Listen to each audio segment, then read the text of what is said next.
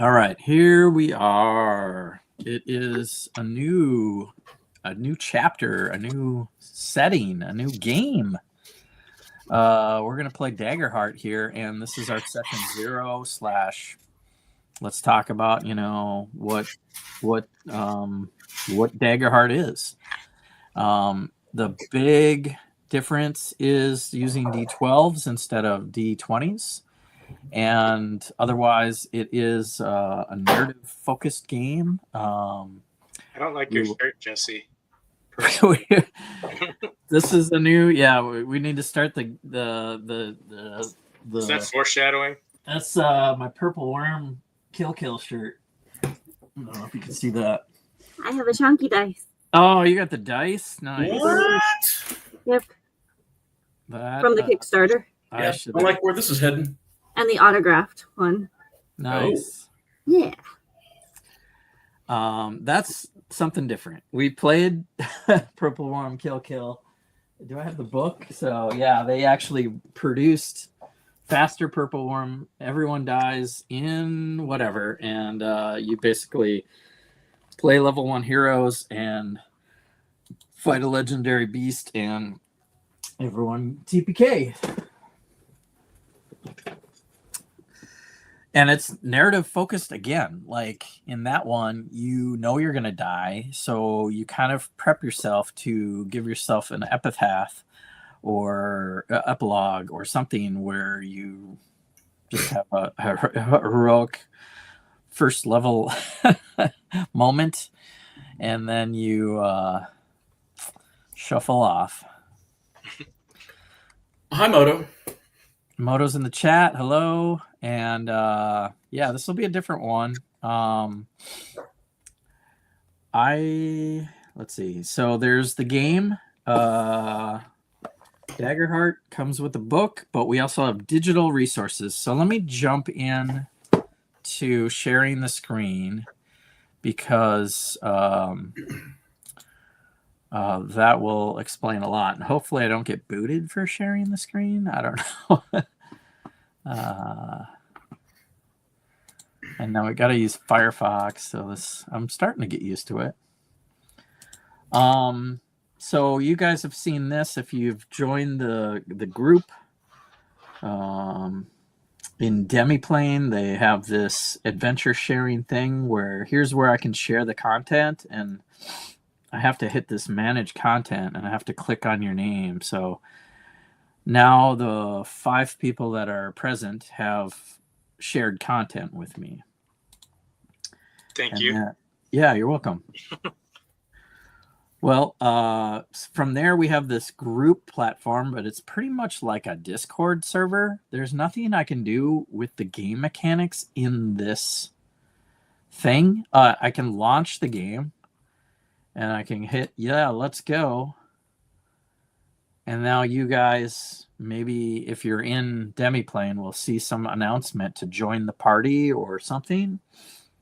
But really all it is a chat device. Yeah, we could do video sharing, but we're already sharing video otherwise. So it's different than D&D Beyond. But in D&D Beyond, they had the virtual maps and they had some other stuff. So it's a new game. So we'll do that. We'll play like usual. Larry had that question: are we going to do a bunch of theater of the mind? I don't know, maybe. But I got Lego maps. I want to do Lego Daggerheart. So yeah, we're going to play Lego Daggerheart. And when a map, hopefully I don't railroad you to areas, because it is very character. It's a collaborative storytelling device where maybe I don't exactly know where you guys want to go, and I'll ask you where you want to go, and we'll just go there. Or if you decide you want to workshop something and go to the blacksmith, I will ask you maybe to describe. If I don't have it prepared, I'll ask you to describe what the blacksmith shop looks like and who you talk to, and see how it goes on sharing the storytelling. Does that sound okay with you guys? That's cool. Scary, but yeah. Yeah, welcome to my world. At least I was using for experience in Dungeons and Dragons the modules of the story to basically choose your own adventure. As far as which way you go in a dungeon or some of the order of things, this is a little more flexible for sure. And then the mechanics are a little different, and we'll get into that soon. But I have a feeling we're going to be fighting a lot of gold, a lot of piles of gold.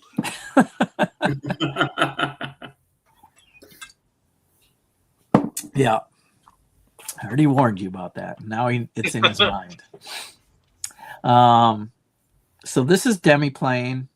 From Demiplane, you can click on, oh boy, games. I forget how to get there, but you can get to the Daggerheart library. So from groups. Do you guys know how to get there? I guess from here. So once I'm in the game, I was trying to look for like the downloadable cards and stuff, and that I had to find on Daggerheart.com. Yeah, but there's a way to surf there from here. But I don't see how to do that actually now. Yeah, there's I was trying to mess with that today, and I could not figure it out from Demiplane. I mean, I got there somehow. Games. I think you hit games and then hit Daggerheart. And then play now. And nope, that didn't work.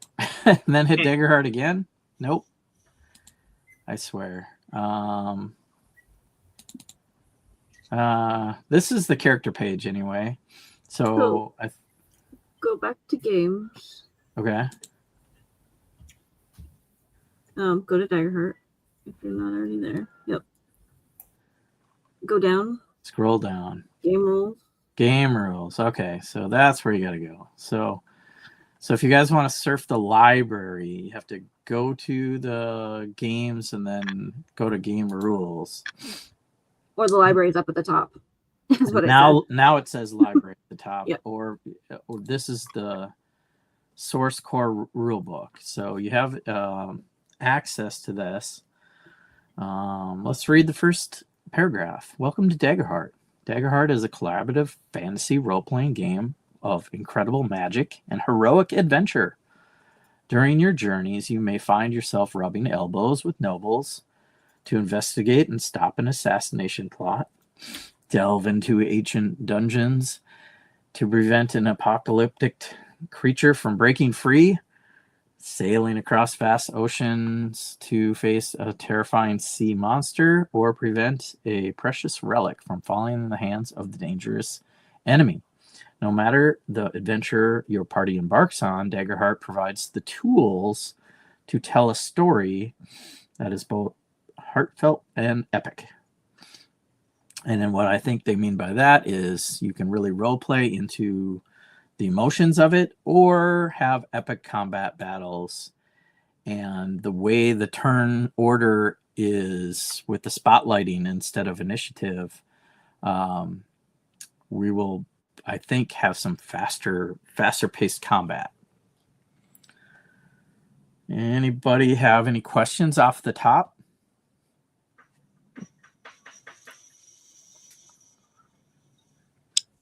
I'm good.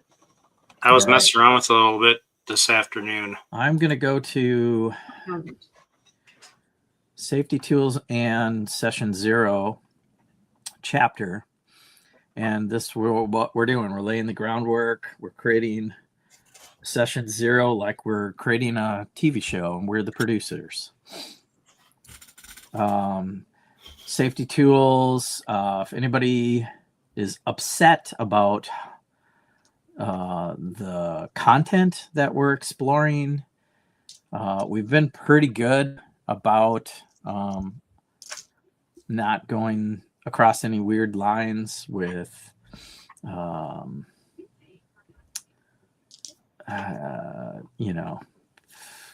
dark chair. situations. And I mean, killing toddlers was kind of the big thing. But we went there and we joked about it. So I think we know where the lines are. But if anybody has, if it changes because we're going to be telling more stories or finding too many rooms of gold, I might X you out on the gold room. Be like, yo, stop finding gold rooms. I'm a dragon. You can't just create a character that has a sense for finding gold. I will turn the tables against you eventually. But have fun with it, like I don't mind if like you talk to me about something weird like that, and then I'm as long as you're and then don't hog the spotlight, I think is the other thing to kind of like consider when this game allows very flexible take your turn whenever you want it and share your turn with each other. Well, I guess I'm out. Yeah. Thank goodness. And if you can't control yourself as being the leader, maybe pick a character that is different than your normal gameplay. Maybe you're the rogue and you just hide in the shadows and steal stuff. Maybe you're the barbarian that just beats things. Just charges hit stuff and just hopes they fall down. That better not be your new voice. Oh man. What, you don't like that Veto. We will so I want to say we're talking about safety tools, and I like the voices, and I know Reed has been leaning in, but there's a time and a place, Reed. Like when you're describing what you want to do, it's like you don't have to do the voice when you're saying I want to do this, and then say something in character. Don't go into the woods to take a piss. Oh. Okay. How did that go for you? No, we have to establish safety words. Is Some that of what the you're dice saying? rolls, though, it's like, ooh, I'm, I don't know. Well, We'll figure it out as we go. Can you guys describe what do you have anything you want to say to Reed about his voices? No. Okay. You're amusing. Well, thank you, guys. Somebody's got to do it. All right. Following the framework that they have in this book, there is a system called CATS method, which is concept, aim, tone, and subject.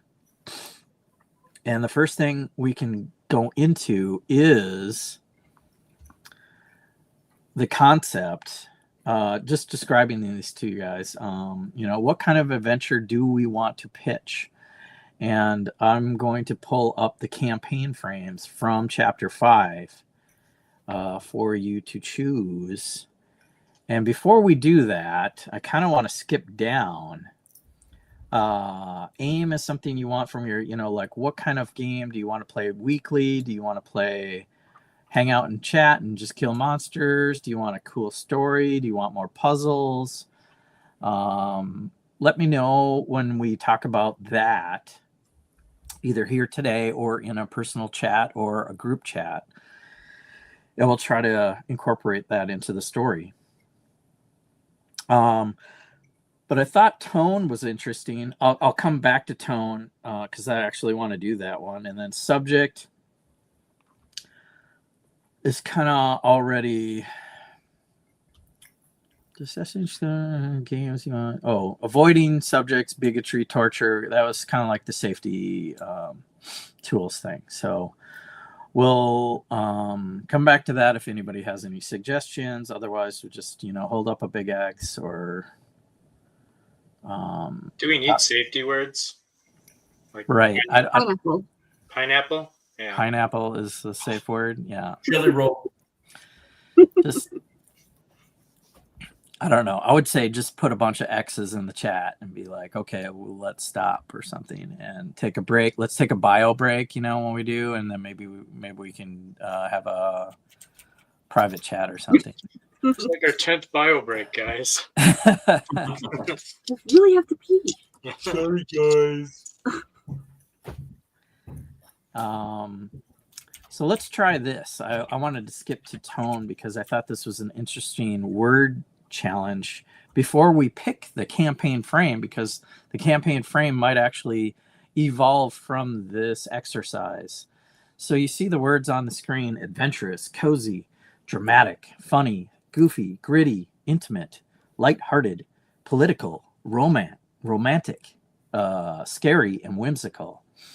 Somebody tell me one word they really like or they really don't want to do. Political is not what I want to do. Okay. Romantic. Romantic is something you want to do or don't want to do? No, don't want to do it. Cross off intimate. Intimate is kind of that same romance. Pretty much. So you guys don't want to bone each other. Cool. Yeah. Hey, I haven't met anybody's character yet. I'm not, I'm not going to presuppose things. Hey, well, and Reed had some moments where my cop or Prontero was trying to start a family and stuff. So Reed, why don't you speak on this? If you wanted to, we always like funny stuff. You want to have some funny, encounters and stuff that just might be something we might not normally think, because I think funny and goofy go together. I mean, just kind of something that come across something that's just fun, unique, that might kind of have us kind of thinking a little bit, kind of like, is that really what we're thinking we're seeing? Just sometimes funny stuff kind of helps. I mean, it's always going to be adventurous, but something, some funny, goofy once in a while kind of thrown in there just to kind of be like, what? All right. Well, I like this. So the other three players give me three things to say no to, and I think we all agree on that. That's fine. Yep. I don't want to do politics or romance or intimacy, but funny, definitely. Would like to lean into. What do the other people think? Yep. Nikki, yes. If I had to pick one I'd want to do, I'd go with gritty. Gritty. So we can do gritty and funny, no problem. Scary. No, we don't have to. I'm just kidding. Adventurous is fine. I might get off of one too. I'd say not cozy. Cozy sounds kind of in that intimate, political, romantic type stuff. Okay. It's a cozy tavern. Getting too cozy with our political partners. Cozy. Yeah, there are some cutesy, cozy, like some of the adventures could be funny and kind of cutesy, and yeah, I would rather do kind of what we have been doing, the gritty, adventurous, funny, okay.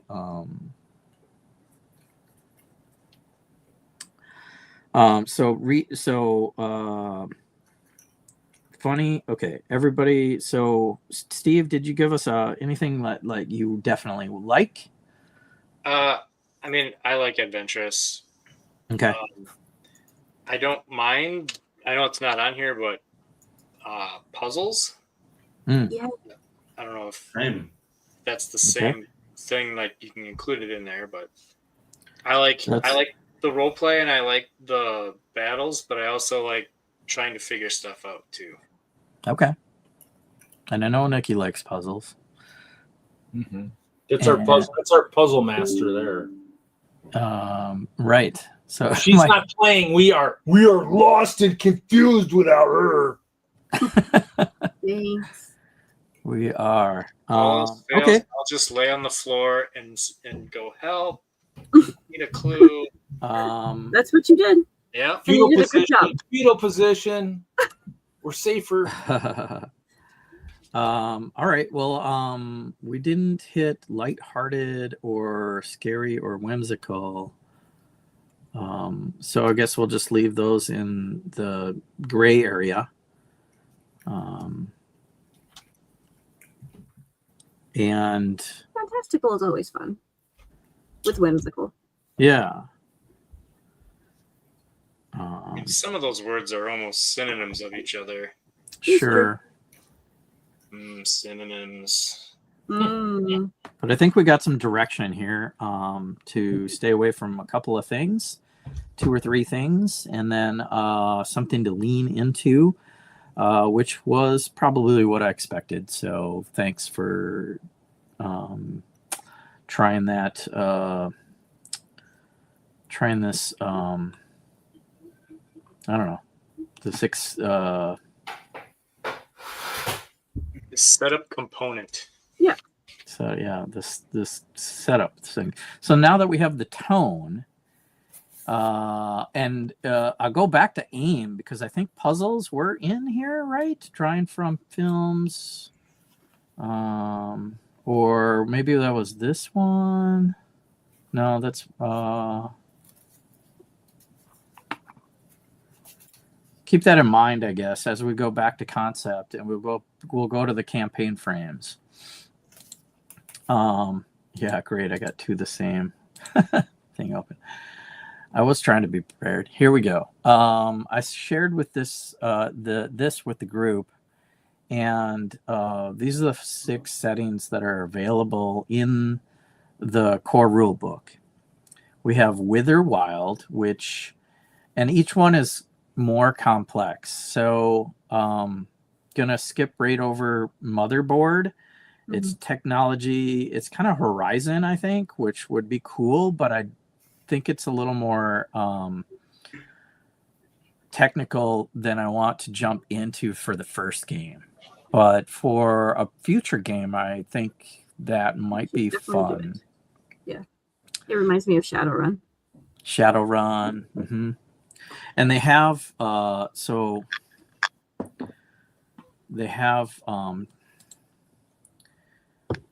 shoot, what's this? No, don't go there. And they have Come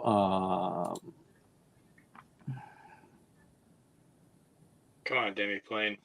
come on. What do they call it? They have the pitch, the tone, the feel, the themes, and the touchstones. So they do compare this to Horizon. They do compare this to Mortal Engines and Mad Max and Full Metal Alchemist and Final Fantasy. Like that. Yeah. So unfortunately, we're not going to do that, though. It's too complex. Definitely later.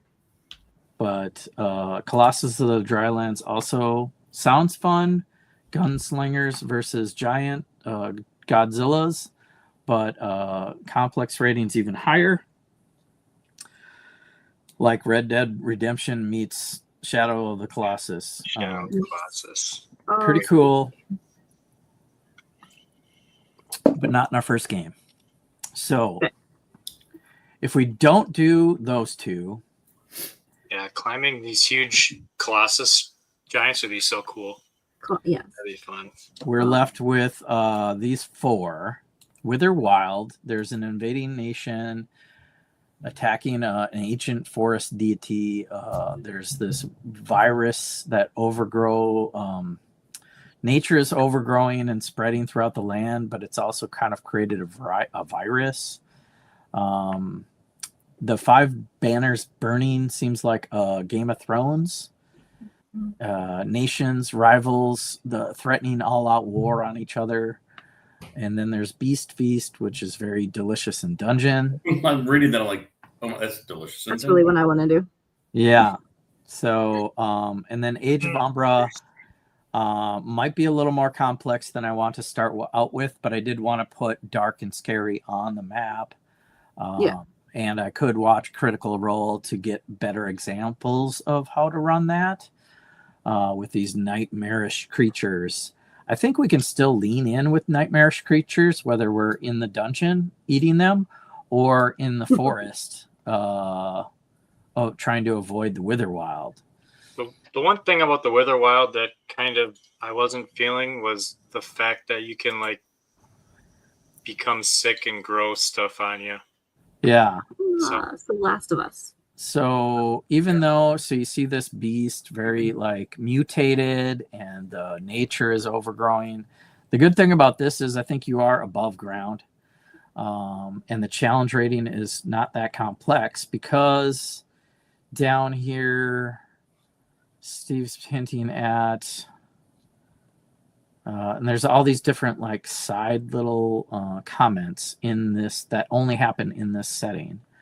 One of them was the weeks and days of the night was kind of interesting. So basically there's a weekly cycle where the sun rises for a whole week and then sets for a whole week nighttime. There's also this plague that sweeps across, so you can be afflicted. There is a small flower that heals, and the human forces or the army forces are trying to kind of reap the red flowers, even though they are rare. But there's like a scar feature in this wither wild where if a withered creature hits you, you can be corrupted by the wither wild by if you get a severe attack.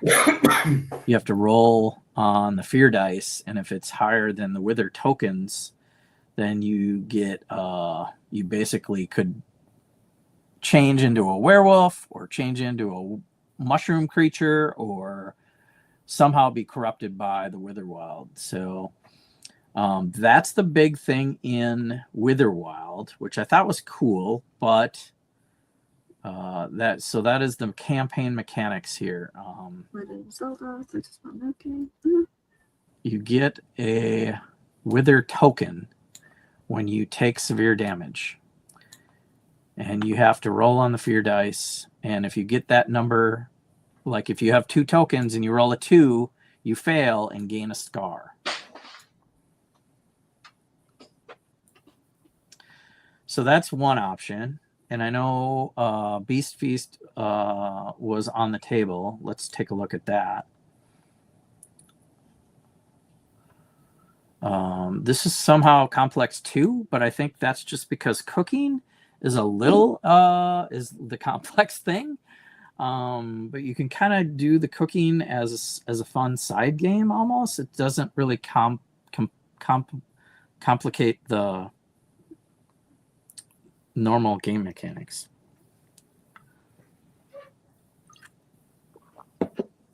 Touchstone is Delicious in Dungeon or Monster Hunter World or One Piece. I want to skip over the overview and go right to that campaign. Let's see. I will say that if you were thinking of playing a fungal, might not be good in Beast Feast because the mushroom friends of yours will be screaming as you harvest mushrooms. And you will be delving into plover caves, which are kind of full of fungi for eating and helping cooking. So if you want to be a fungal, I would suggest not. Planks, no big deal. You can consume organic matter. You just might not have the taste. So, but you can explain it otherwise.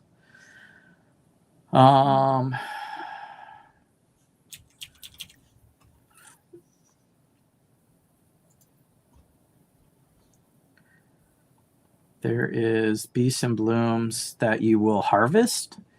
And the hook in this adventure is there's a lure, an orb of energy in a cave. And the lure has gone out.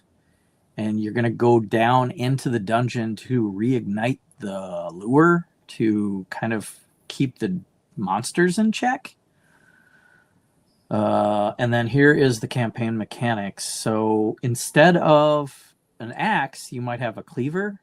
So we're actually going to use different equipment tables that are skillets and pitchforks and cooking knives, fishing rods, firework launcher, and then enchanted items. So there's some extra items in here. I guess that makes it a little I mean, these seem normal. Quilted clothing or leather apron or tree bark armor or a baking tray breastplate. That's me right there. Yeah. -2 evasion. You can flavor it a little differently so it doesn't completely match these things. Pun intended. Yeah. Let's cook. So, and then there's the book of recipes. You'll want to make a flavor profile, roll dice. Yeah, so we tried this in Chicago actually once. So let's say you kill a dire tiger and you have a bunch of mushrooms. Maybe the mushroom caps might give you bitter and savory. So you would add a bitter dice, a D8, and 2 savories, D12s. So you'd add D12s and D8 to your pool of cooking, and then you add some dire bear meat. Some savories are D12s, and then you roll all those dice. And where does it say? When you have matching dice, then you keep a health point. Where is that part? It must be way down here. There's a lot of cooking instructions here. So you guys will have to figure this out, and I'll help you. Anyway, you roll the dice. I don't know where that instruction went to. So here's the example, I think. Begin cooking. You have 3 D12s, 2 D12s from mushroom caps, and a 1D8. And you add some ooze marrow. So you have 2 D8s and a 1D4. You roll all these dice for the flavor dice. And if you have matching values, you keep that number. So if a 6 and an 8 match with 3s, you keep the 3s, and your meal is worth a 3. And then more dice match at 4s, you keep the 4s, and you add a 4. And a D8, that's 4. So another matching 4, so your meal rate is 11. That means the meal can be a value of 11. All players get to either clear hit points, stress, or hope, gain hope, up to 11. Oh, so you can combine what you want to do. Like you can mix. If you had 10 points, you can put 5 here, 2 here, whatever. Mm-hmm. So it's a bigger impact on long rest or a short rest where you cook a meal, and depending on the dice, the meal is more powerful for clearing stress, clearing hit points, and gaining hope. So that's one setting. And that's pretty much it. Banners burning again. Very much like Last Airbender, Dragon Age. That's a cool show. Mm-hmm. But yeah, warring nations, right? And unless you guys are set on, are you guys curious about this one? Yeah. Seeing that there. Here's the campaign mechanics. Faction relationships of nations. We would have to track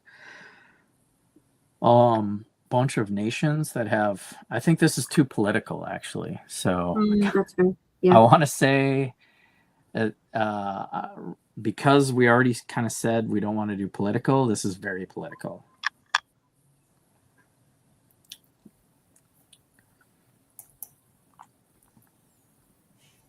You were probably much correct. Much correct. Yeah. So I could come up with a problem where a certain hilltop region is looking for food, but adversaries are blocking them. And, you know, how do you help them gain a bountiful harvest and all this crap?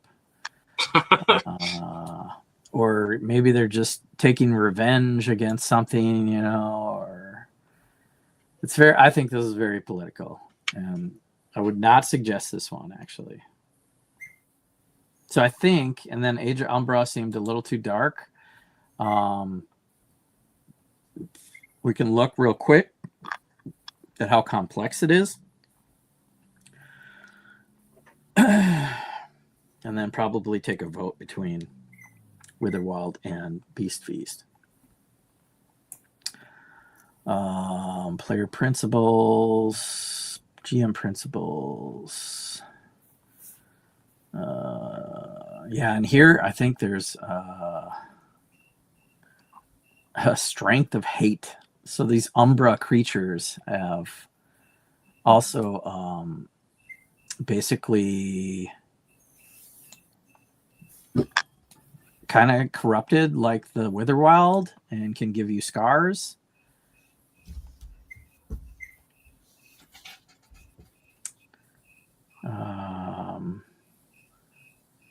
There are beacons.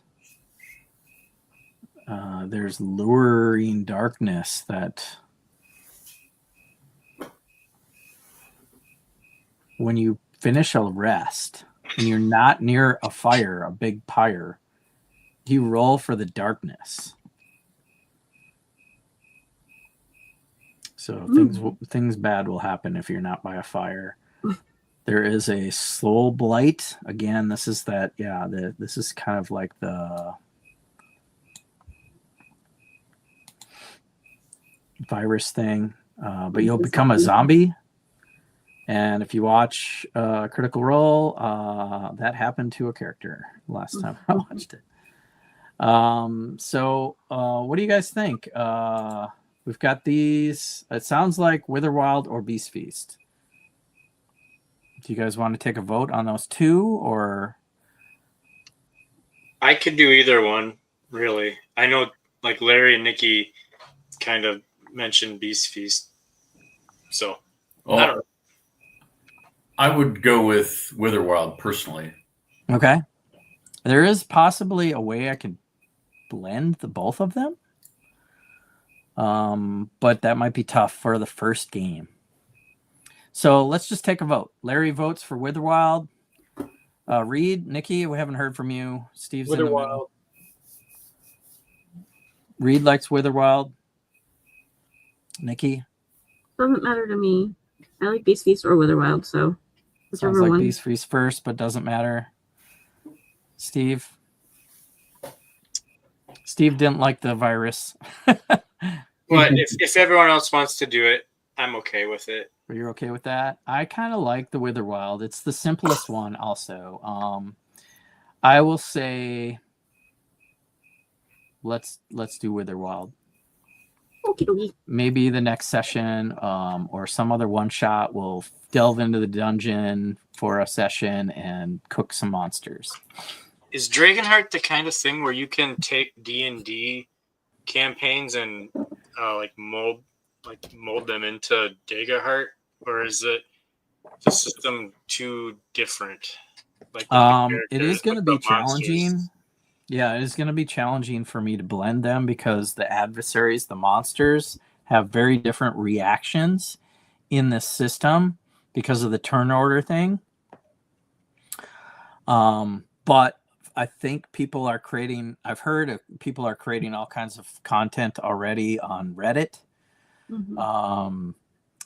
So I haven't delved into much yet because I plan on following some of the guidelines and some of the monsters that are just in the core rulebook. I'm not trying to homebrew a whole bunch. I just kind of want to use what's available first before I start crazy homebrewing stuff. But it is going to be very flexible. So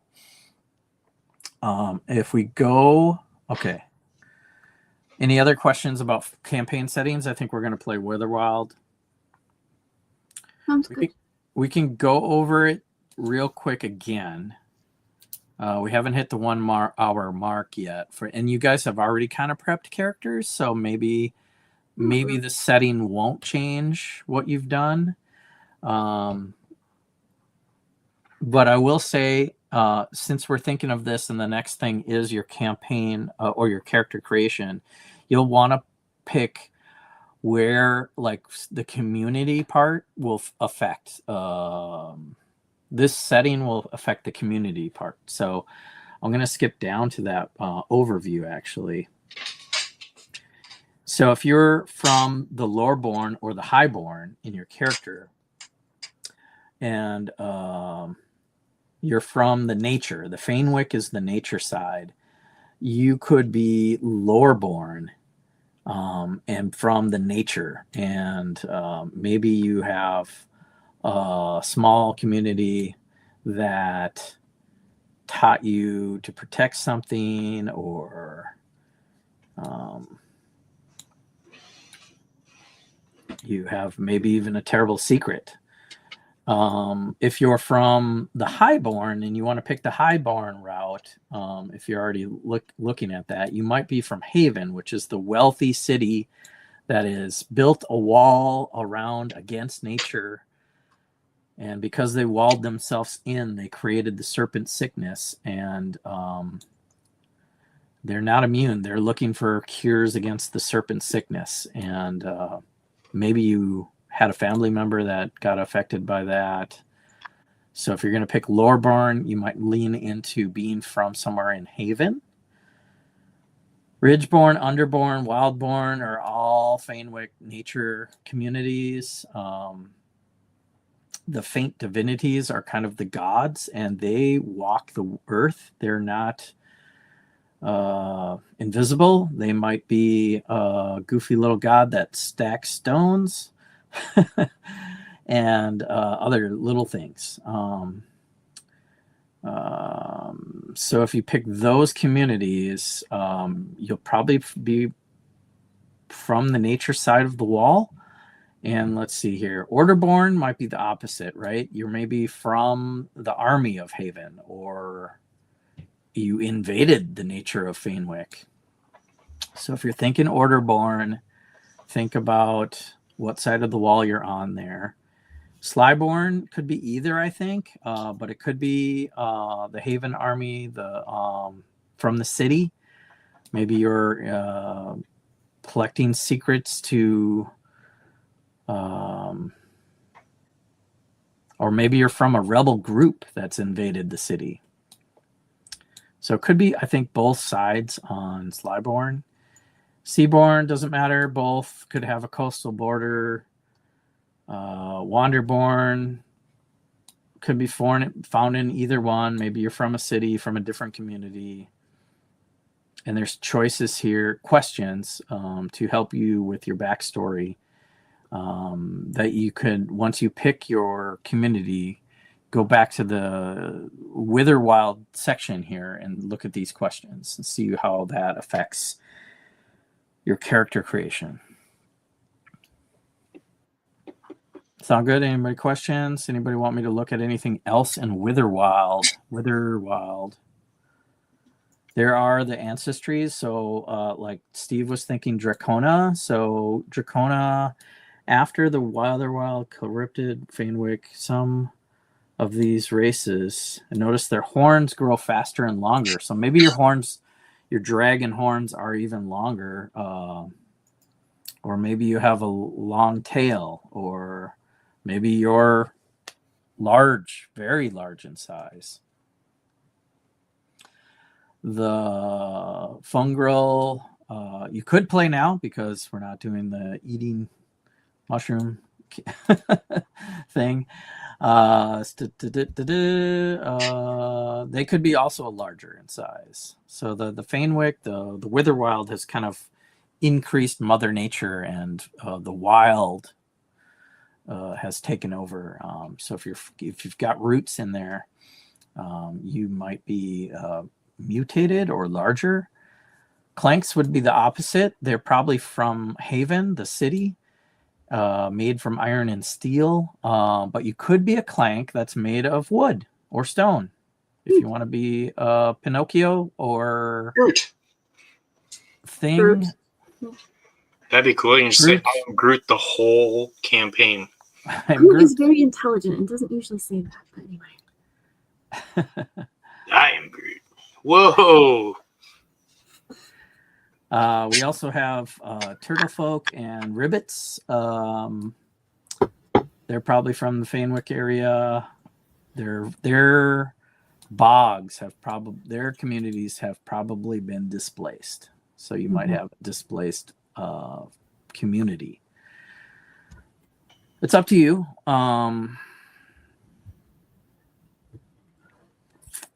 That's about it. Classes, all the classes are available, and we're going to go ahead and lean in with the Void. So if it's not on this list, we'll have to figure it out on how it flavors into the Witherwild. But it says druids, rangers, sorcerers, of course. That would be kind of nature, Fanewick property. Wizards and warriors, maybe from prevailing from Haven, but that doesn't mean. I think a wizard for sure, though. But depends on your race, your ancestry. Wicklings might have a guardian, though, or a warrior that is seeking revenge to the city folk. So the Wicklings are from Fanewick, of course, and the Havenites are from the city. Rogues could be from either side, I think. I think that describes a lot of the mechanics that may or may not impact your character creation. So without any further ado, would you guys like to make your characters? Yeah. Cool. Boop,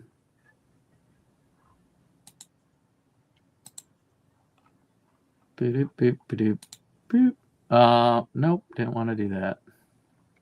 We're gonna go to a character.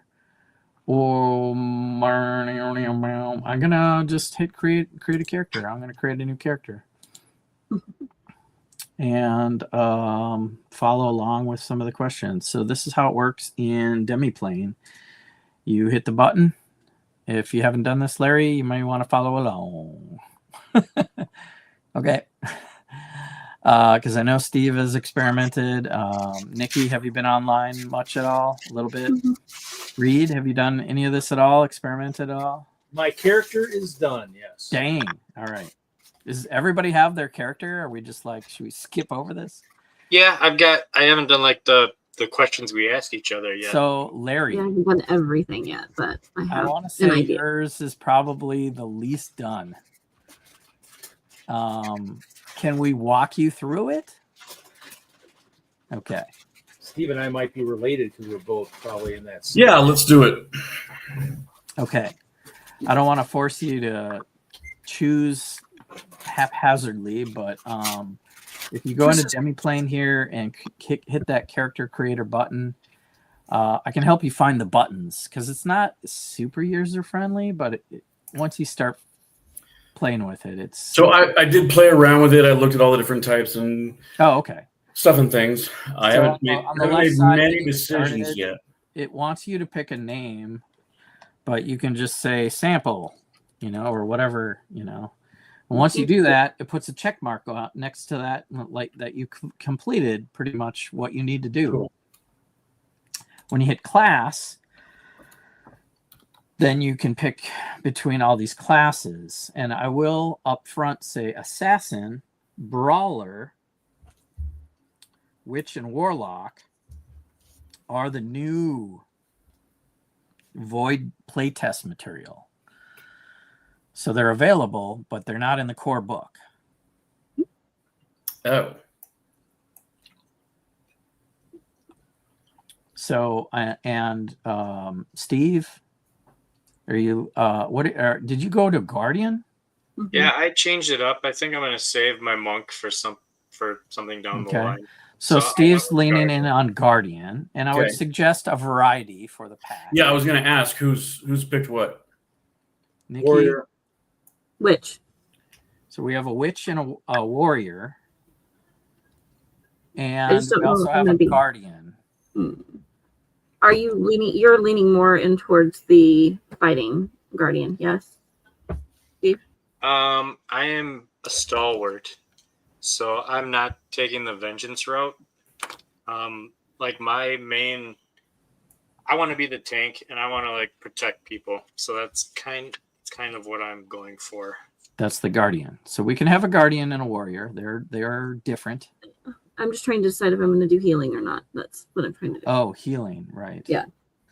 So that would be the factor, Larry. Do you want to be the healer? If so, the paladin kind of character is the seraph. Right. And otherwise, I think most magic could be doing some healing, but definitely a druid or a bard. Is Seraph really the paladin? Because I tried Seraph today, and it seemed like their armor was like super weak. Like they're the paladin. They are, huh? Yeah. They start with more hit points. Yep. Their evasion is higher, I think. Their offerings, their class item is sigiled to their god. Their devotion to a god is their main thing. Because if that's the case, maybe I want to switch back to Seraph. Okay, so I wanted to be like the paladin tank. I thought Guardian was more, but no. Well, it shares. You see the symbol here, this shield-looking symbol. Mm-hmm. That's the. Is that Valor? That is the Valor, I think, and then that's the shared feature with, not the warrior, but you were thinking Guardian, right? Yeah. Yeah, the Guardian has that feature, the Valor. Yep.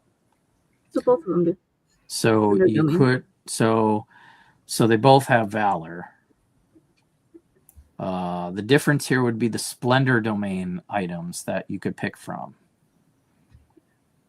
And whatever its super move. So if you're looking, Larry, at super moves, when you click on Seraph, for example, the hope feature is going to be your big difference. Life support. Spend 3 hope and clear hit points on an ally within close range. So there's your healer, Steve. If you want to be the healer, I think the Seraph is definitely the route because it's their hope feature. Whereas the Guardian is hope feature tank. You can spend 3 hope and clear armor slots on yourself. But you're running in and taking a lot of hits. Same 9 and 7.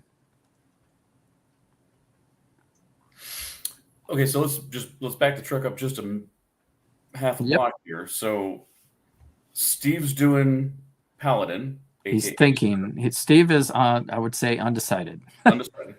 I thought I was decided. No, I guess technically I'm not now.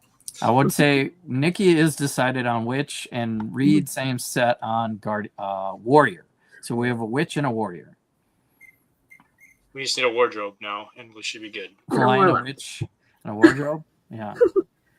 We're listening to some other characters do their session 0, and they had a witch and a flying monkey. So guess which direction they were going. Well, Larry, that's a wicked decision.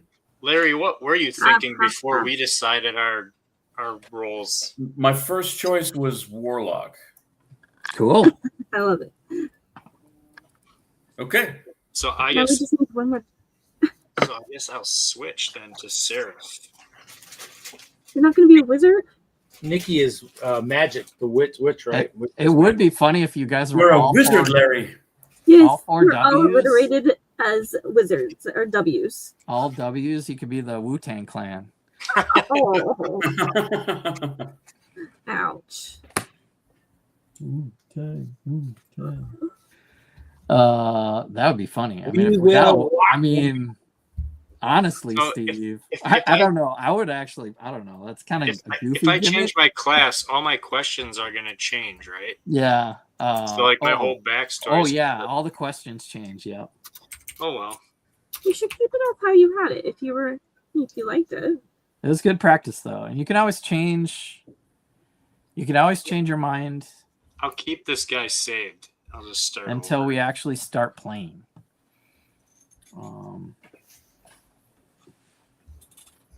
I think that would be really funny if you guys were. I mean, we got 3 W's already. I hate to force Steve into a wizard, but a wizard hope feature is spending 3 hope to force an adversary in far range to re-roll their attack or damage roll. Wow. If I could turn back time. All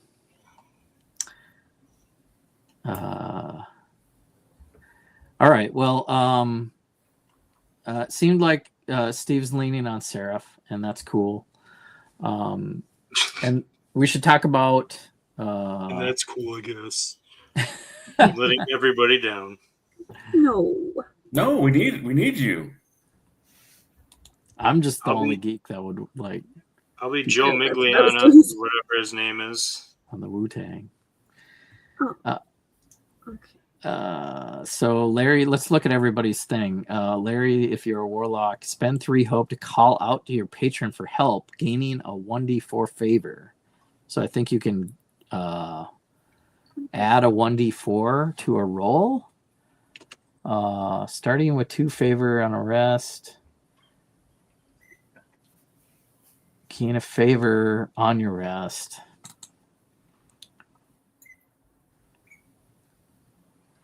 Yeah, I think you.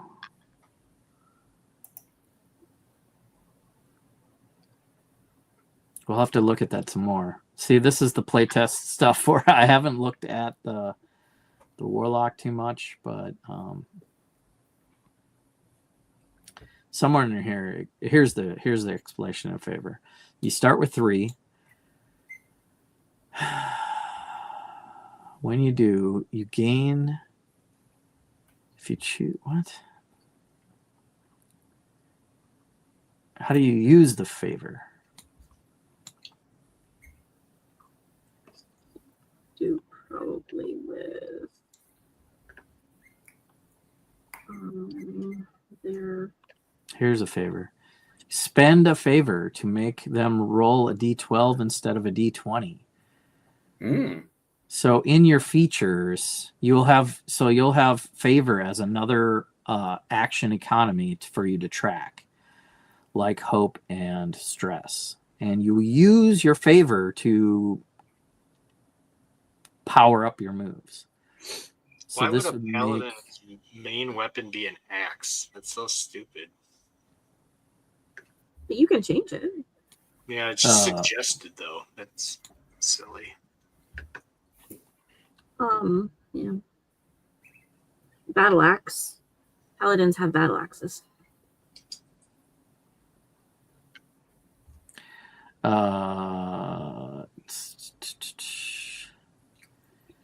During you don't look at mastery. That's like leveling up. I don't even know if that's level tier 3 stuff.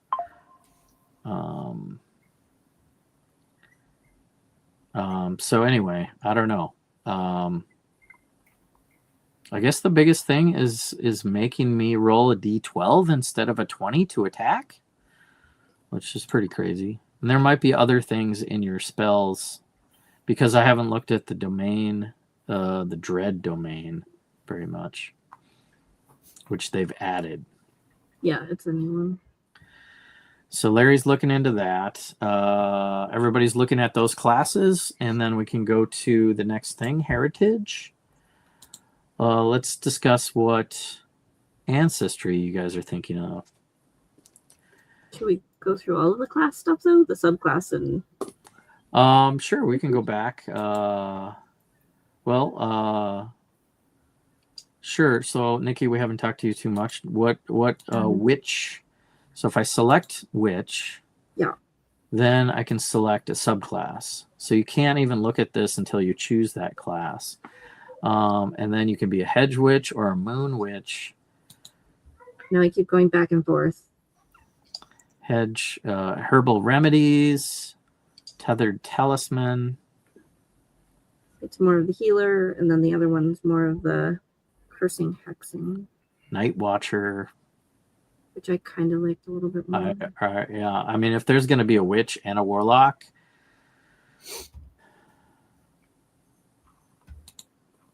yeah. I also wanted to be a necromancer, but that hasn't happened yet. No. I might be able to pull it off with a witch. All right. Well, I would say, yeah, like if you want to lean into the dark side, go with the moon subclass. That's probably what I'm going to do. And then I just went with the basic layout they suggested for traits. Yeah, so if anyone's following along how to play, sorry I haven't said hi to the chat. I'm going to go back. Johnny G saying moon. Nikki. Z is here. Oops, I went up one. Your best move is help. I need somebody. Chris is here. Hello, Chris. And we've got Clicking Cliff. We had Moto early. And Jeff Snavely. Thanks, guys, for being here. This is different. We're choosing characters. Did Larry get the top locker? Zizu's here. Say hi if you're in the chat or lurking. That's fine. I have a question. Yes. Elemental breath. It says electricity, fire, ice, etc. I can pick whatever element I want. Yeah. So in this game, there is no cold damage. There is no psionic damage. There's just magic damage. Can I use light damage? Can that be my breath? Yeah, I mean, I would probably call it radiant, even though you don't have to call it radiant, but that's what it is in D&D, radiant. And you're going to be the paladin ish. Do you think elemental breath, like radiant elemental breath, could heal, or would you say no? What are we looking at? Are we looking at heritage? I'm choosing my ancestry. So if I went with Dracona. Okay. Dracona. Elemental breath. Choose an element. Yeah, I mean, I think because you're a seraph paladin. It does say as a weapon, use your instinct weapon. So I think maybe it should be an element that does damage. Yeah, it does magic damage. That's what it looks like. I mean, we're on plants. I'll use fire. Use your breath against a target. Treating it as an instinct. Probably a good call, actually. No, I'm fine with the light. I'm fine with radiant. I would ask you to use radiant because I'm used to it.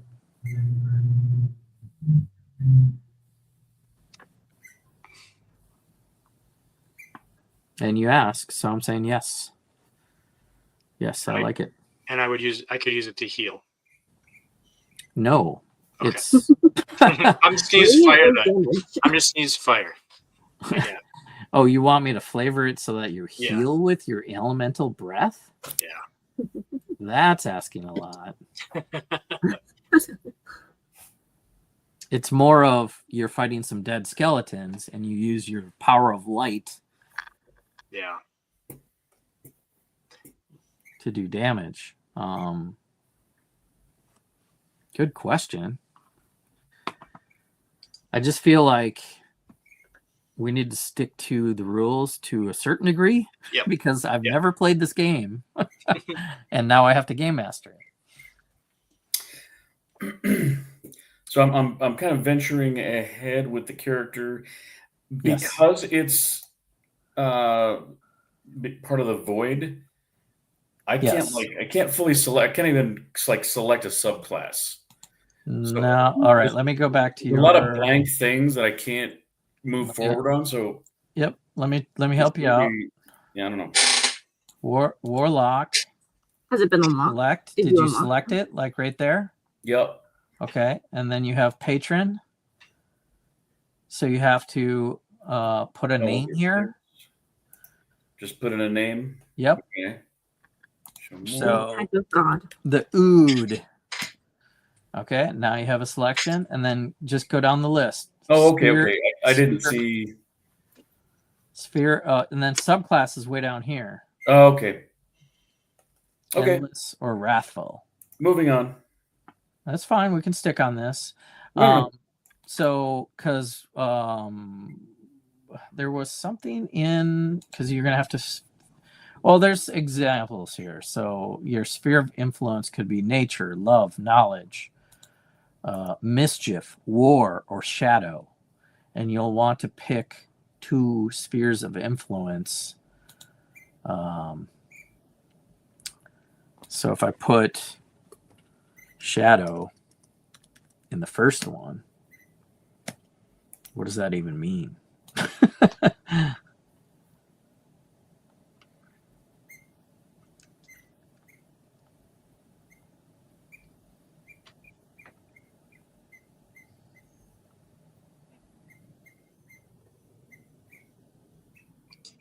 I don't even know where that comes in to mean. Yeah, I don't either. Like experience. It could be just how you flavor your attack. Like Steve's trying to pick light, radiant damage. Okay. It could be just flavor. Okay. Your gods are, yeah, they're influencing you. Yep. So you'll want to pick some sort of deity or semi-god or. I don't even know. This is like, oh, which god did I devote myself to? I don't know. I can't come up with that like that. Okay. Then what I can help you do is you go back to the Witherwild and you go to the Witherwild. I gotta think about that. Deity.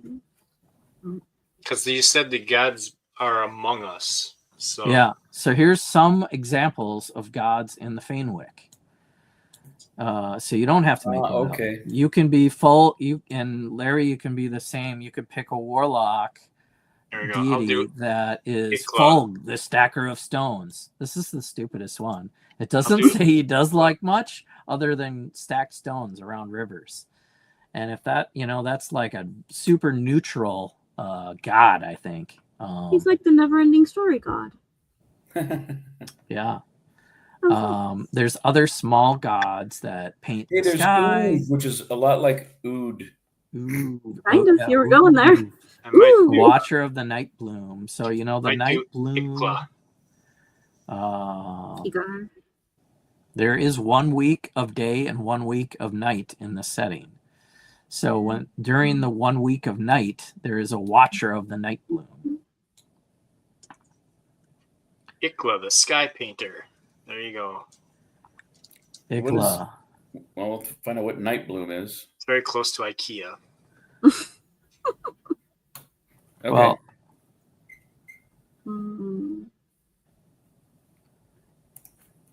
so yeah, Night Bloom actually is kind of evilish. He leads them to locals claim this would probably be good for you as the warlock. Locals claim he leads who displease him or harm nocturnal creatures in dangerous terrain. It's rumored that he watches over the nights. He whispers directions to lost travelers, pointing them to the source of the night bloom. It's interesting. There's a thorny end, whisper of sweetness, thorny end, quiet God that presides over the death. So that's your death character. Wandering horn, Rolkin watches over herds of horned creatures. That could be the Seraph Dragon, if you want Rolkin of the Wandering Horn to serve over. He's preserving the balance of nature and civilization and hunting, or he's preventing overhunting.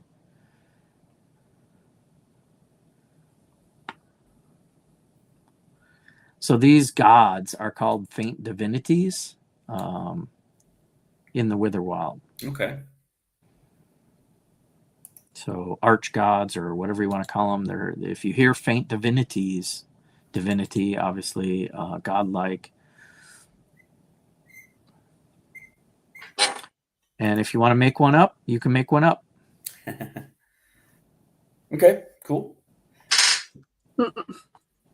So there's some help with the setting. That's why I wanted to pick the setting first and then go back to your characters. Yeah, nice. And not be like stuck with a character that doesn't work with the setting. So if you guys want to chat about the setting as a party, I'm going to probably ask you how you met each other, or if you want to montage that to, or if you want to figure it out. We haven't heard from Reed in a while. Reed, you have any Jesse, questions or Can you comments? scroll back to Ikla the Sky Painter while we're talking? Thank you. Not much. I mean, I had done some questions, and so I mean, anybody that's in the, I guess that's part of that wild area or the forest area. I mean, I even kind of, it was funny. It was when Steve was first talking. I was like, when he was that dragon, I'm like, oh, okay, that makes sense. In a storm within the forest, we took shelter in the same hollowed out tree. It was massive at first. We didn't know there was more than ourselves in the tree until one of us started a fire to keep warm. If it was a dragon, he just started. I've been like, whoa, okay, there's something else in here. Interesting. But yeah, I kind of just played with some stuff earlier. But yeah, no. So that's part of something you made up already of how you met each other?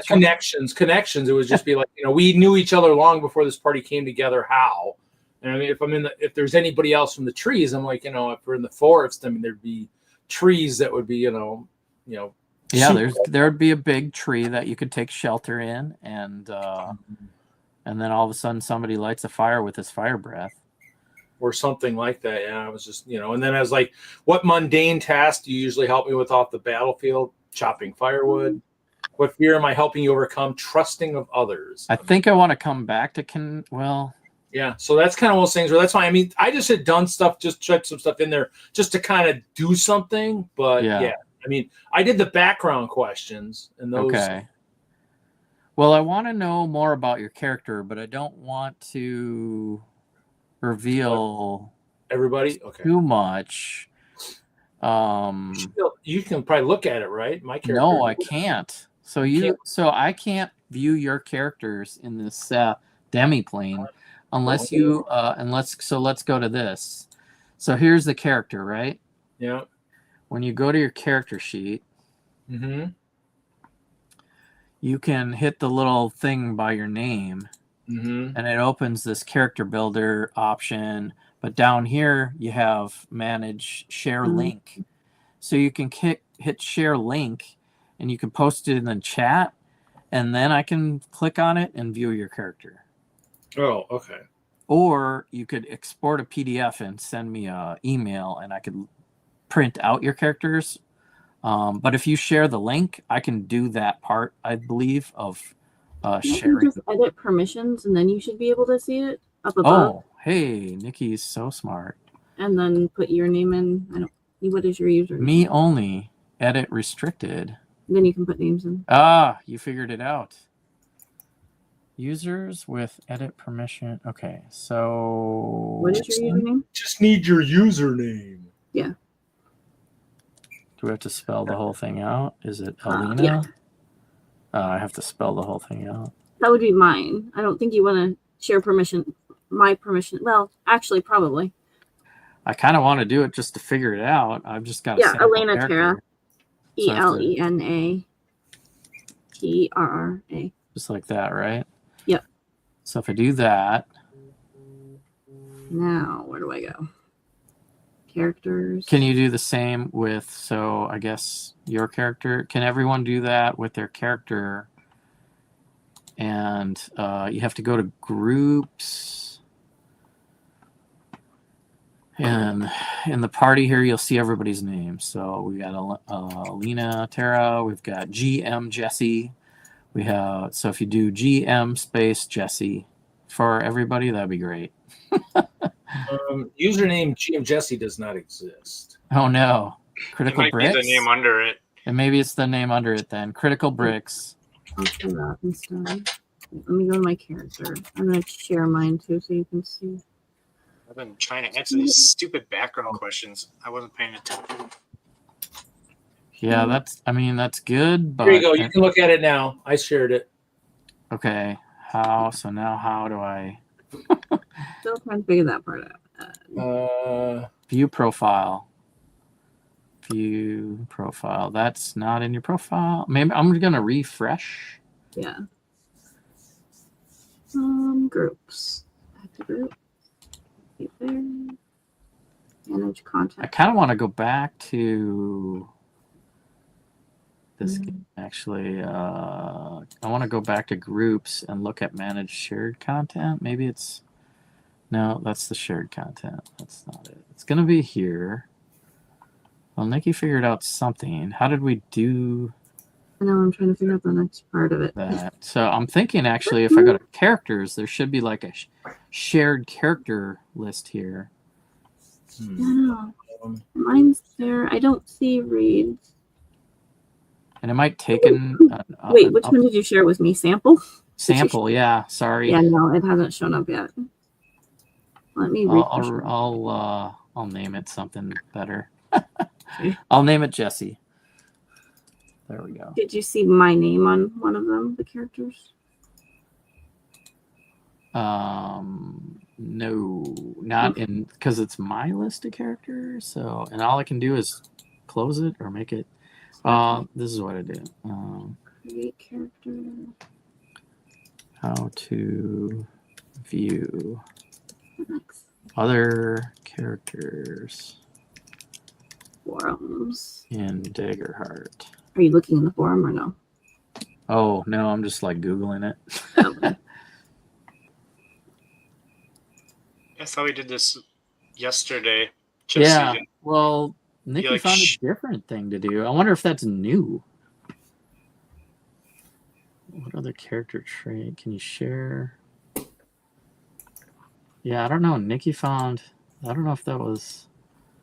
I don't know if you can actually use it yet. Might be. It might be so It works. new. I don't even know if that was there before, but manage edit permissions. Oh, that might just mean you can edit your character. Yeah, but you should be able to see it then at that point. I think you still have Like, to you share have to the see link. it. That And would then you have to go to the group chat. Let's see. All right. And then, so I'll do this with my character. Share link. I guess you guys could go back and not do that, but so I did this with Steve. I just put this. Put something in the private chat if you want to check and see if I just put this in the group chat. Here's my character. Oh, yeah, you could do that. Oh, you put yours in the private chat Here's mine. and Hope Castle chat. No, I put it in the StreamYard. StreamYard, but I can put it in the. Oh yeah. Oh, you can put it in the demi-plane chat. It's a little easier. Yeah, there we go. There you go. Yeah, I did. Okay, let me look at Reed's character. I see yours now. Bastarlot? Bad Surlot. I do like bastard. Bad Surlot is Bad Surlot from the critical the Brothers Brick contest. Okay. I like the bad part of it, but Bad Surlot. we have a witch and a warlock and a wild-born Furbog warrior. Yeah. Furbog warrior, Furbog, which is kind of like a badger. So. badger. Yeah, if you want to flavor the full your community to be a community of badgers, I will allow it. Did you notice I even put a nice little thumb? I even put a character face in there too. There you go, right there. And I want to say, you'll just unless I don't want to I kind of want to homebrew it, because Reed, you are definitely invested in the game. I think you've earned of home, like just from your experience in D&D. And I haven't done this in Daggerheart, but you can make your own cards. Yep. So I will try to do this. I don't think I'll do it live on the thing because I haven't done it, but maybe I will. I will try to actually make a homebrew badger ancestry for you. So I want you to think of a similar feat. Like maybe it's not charge, right? Because you don't really have horns as a badger, but maybe you have teeth, Claws. Maybe you have a maybe instead of charging, Just called Honey Badger Don't Care. well, it's you basically rage. Yeah. You badger rage, mark a stress, and deal 1d4 damage. Who is it? Pausing. Hi, Shifty. Oh look, I'll play. I already figured out how to do the card. So to do cards, like Steve, did you do the digital package? Did you order like the digital thing? Yeah, I just downloaded the PDFs from the site. Oh, okay. Yeah. Printed them out. Oh, okay. Did you get to the card creator, Nikki? I did, yeah. How did you get there? Show me. Magic. This is I'm just going to put the link in the group chat, and then you can go to there, because I don't know. It's easier to do it that way. Yeah. Okay, it's in there. Okay. Card creator, Daggerheart. And now I can make my... So I'm going to go to the Furbolg, and I create... Then you can add your own character. And I can add a picture of a badger here, and then I can change this. Do you want it to be called Badger or something else? Honey Badger. Yeah, Badger's fine. Okay. That's wild. Now we need a Lego Badger. Or he's got one. Jesse's got one. I know, but you can add it to the picture. Yeah, I have that small image that I had, but yeah, I would have to probably make a bigger one. Yeah. Floating around somewhere. I have to find mine. I'm just going to put furry humanoids.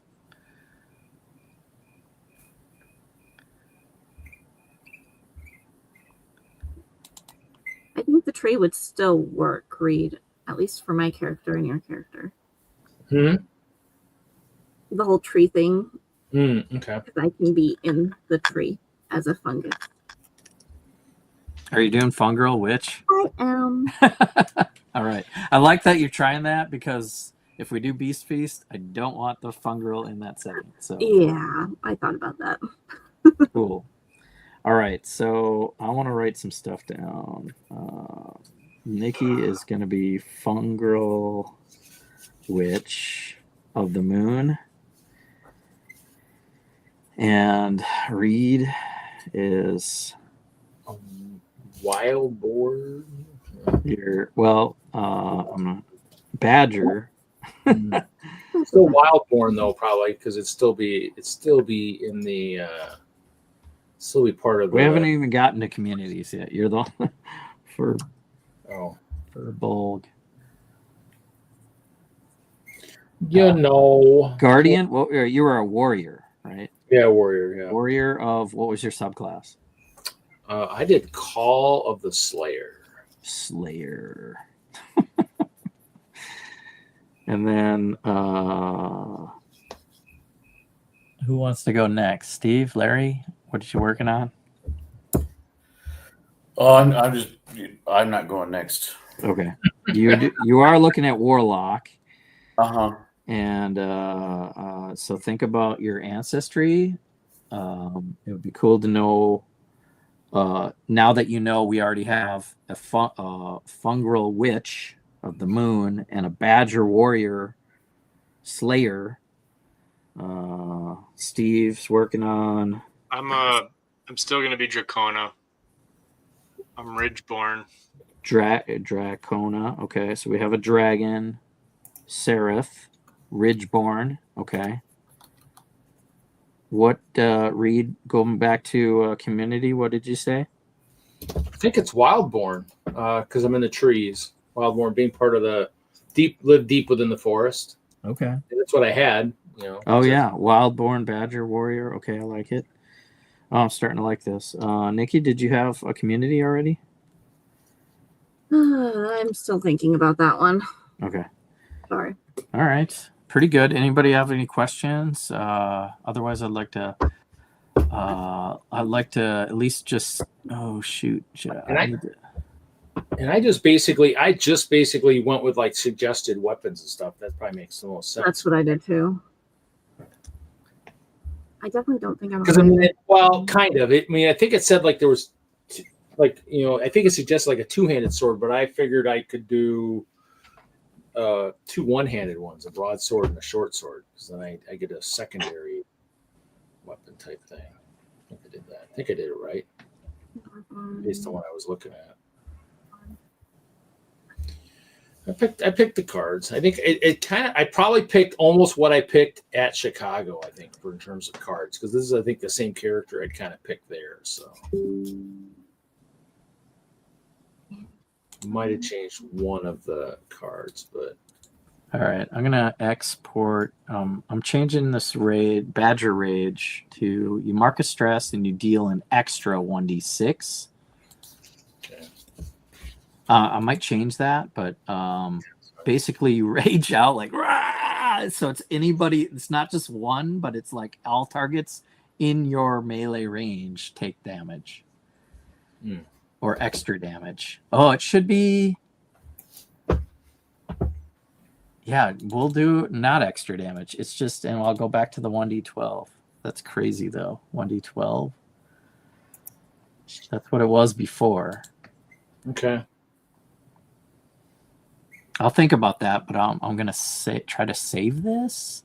Let me try to put a simple upload on here. How do I upload up the top? Upload. And then you can print PDF and save it that way.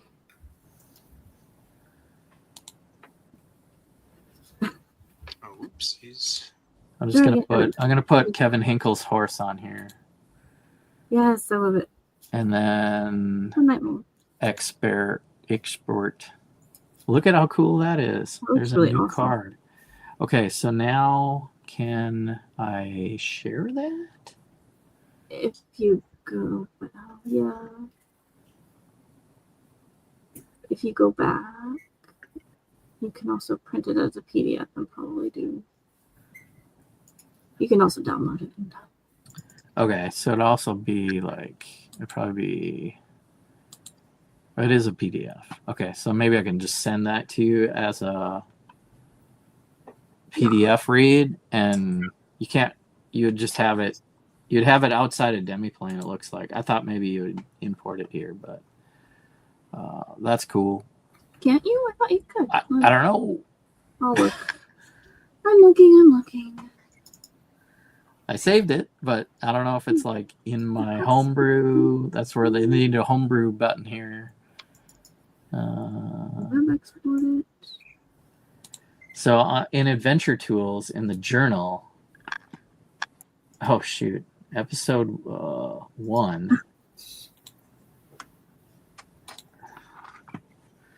We're going to homebrew Badger.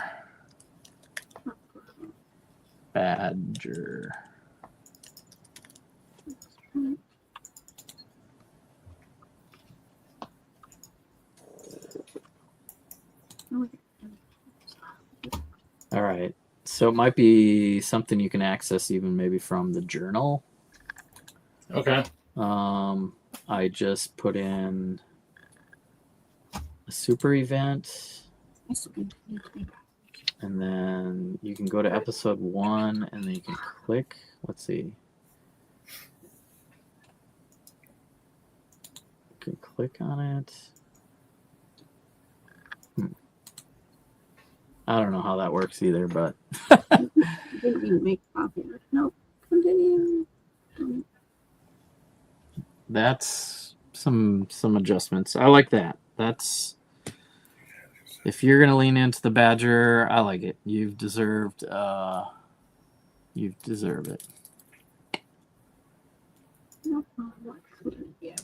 Now I got to go back to Steve and let him do the fire healing.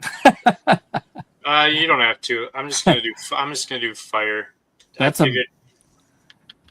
That's a bigger change. Okay, you're gonna do your red dragon. You can breathe fire. I'm golden now. I changed it. Oh, you changed it. I had to change everything. Like, yeah, it's a hard character to find. Do you? Yeah, the gold ones in D&D CMFs. yeah. So you are Dracona, but you're gonna be a gold. Okay. Yep. You'll just That need a makes sense. D&D Myconid for me. Say again. The D&D mushroom person. Uh-huh. That's who I am. Okay. I'm the teeny tiny little Oh, mushroom. you're gonna be teeny tiny too? Yeah. What about the K-Town? You don't want to be that one? Which one's that? Oh, that one? Oh, she's cute. I don't have that one though. Yeah, I can be that one. But I'm not that nice. That's way too nice. Oh yeah, you're a witchy. I'm not being Oh, we can really give good. you the head. There you go. I don't know that I want to give you that What small of about? a Do you have body. any? though. Hey, Jesse, do you have any of the dream sets with like those little black guys? Oh, yeah. Yeah. Yeah. That would be a good witch. Those are the same type of things as the Myconid, though. The size of them, for the most part. I want to say in this setting though, you're larger. I know maybe you want to be small, but you could be normal size.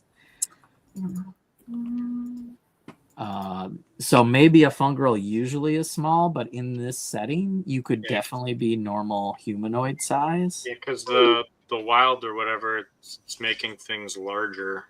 Yep. So in that case, we could start with like Tasha or something, and witch body or something. I would rather give you a minifig body. Sorry. Okay. But you could have the mushroom head from the spotted mushroom head for sure, I would say. Or you just want that disc and this evil face from the D&D characters. They're kind of crazy. I mean, that is mushroom too. That's fine. Think about it. Yeah,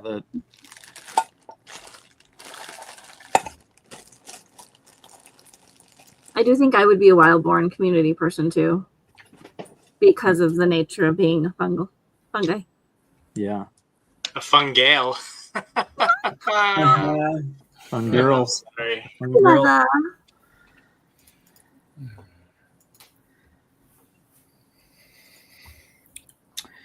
All right, I'm going to take bathroom break.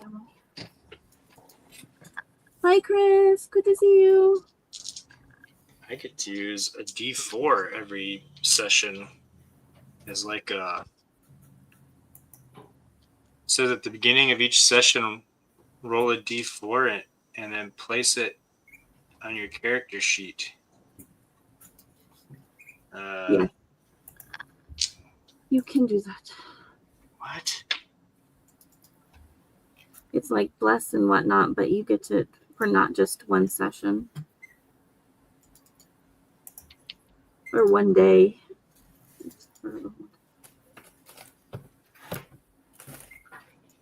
Okay, back to life. Where am I going? Looking for a good I don't know picture. what's broken.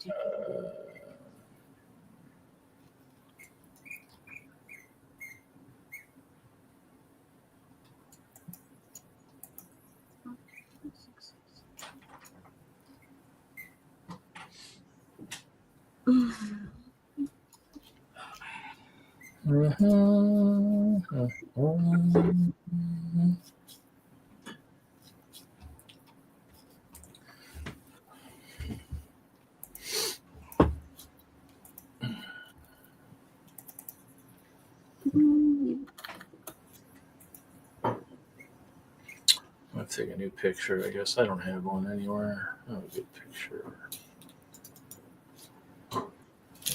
That's too small. Here, put it up to the screen and we'll take a picture of it. Well, I can take some more. I have No, I have a decent one from the contest that I had. That was pretty cool. I like that, but that's still too kind of far away. That was kind of nice. I like that. That was like the first time first contest where I actually can use the castle and get a good picture. I was like, yeah. Where the castle's actually set up. And usually it's not set up doing stuff. Badgerpedia.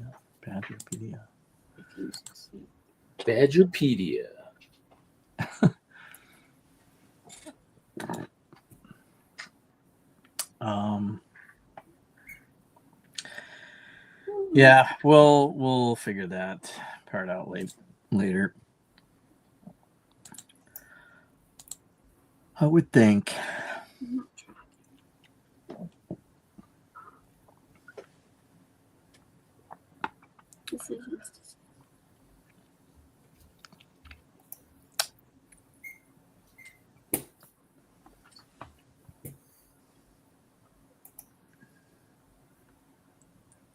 Because that is Daggerheart, not Demiplane. But okay, we'll figure it out. Someday they'll figure it out. That's fair. Till then, we'll try not to change it too much from the Furball Grace. Okay. We'll just flavor it to a melee instead of a ranged attack. Yeah, I think that's kind of what my kind of guy is, I think. So instead of charging at something and doing a bunch of damage, you just wild out.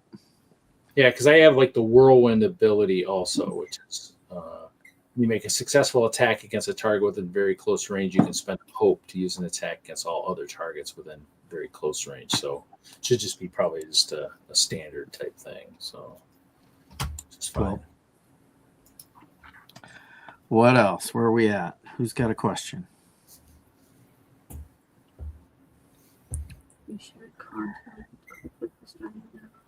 I have a minor question. I think I understand it. My Seraph class feature. Uh-huh. So it's a thing called prayer dice. At the beginning of each session, I roll D4s, and then so like say I roll a 1 and a 2, because it says I have two prayer dice available. So like say I roll a 1 and a 2, I can add those to rolls. I think you're supposed to use only one. You're Right. looking at these paradise right here. Yeah. At the beginning of each session, you roll a number of d4s equal to your subclass, and you place them on your character sheet.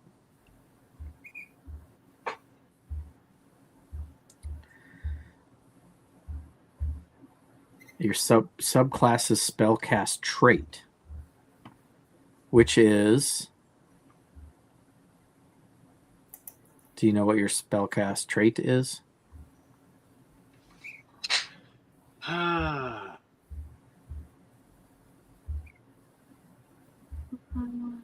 No. Here it is. Strength. Oh.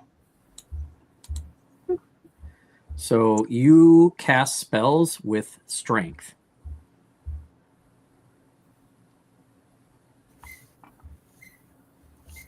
So I roll 2 d4s because plus 2 strength. Your strength is +2. So you have, and that's what is on the base sheet. If you had the paper for Seraph and printed it out, it would have half this stuff printed on there. It has a prayer dice section for you. Do you have the printout? Or? No, I just have the character sheet. Oh, okay. So you have if you printed all the other stuff out, I would suggest you go to the PDF maker and print out the Seraph, and it'll have a prayer dice section for you to put your rolled dice. And you'll have to have, if you want the physical sheet and dice in front of you as reminders, I would say it's very helpful to have pen and paper Although demiplane looks so in demiplane, it's right here. You would have manage dice. I don't know that I can control your character, but so you could probably hit that button and then roll the d12, the 2d4s, and you get a 4 and a 3. I'll take those 2 numbers. And then you put those numbers in these 2 areas right here. Mm-hmm. So it already did that math for you. You have 2 available, and it only gave you 2. Yep. So then I can I can aid players in my group from far range. From far range, you can aid. Yep. You can give them. You can reduce damage, or add the roll to after the roll is made, or like if they roll a result, to make an acrobatics check or something, you can add a prayer dice total, and it's already a predetermined 4 or 3 now. Or I can add 4 or 3 hope. Or the third thing is gain hope equal to the result. Yes. That's to your now, I believe.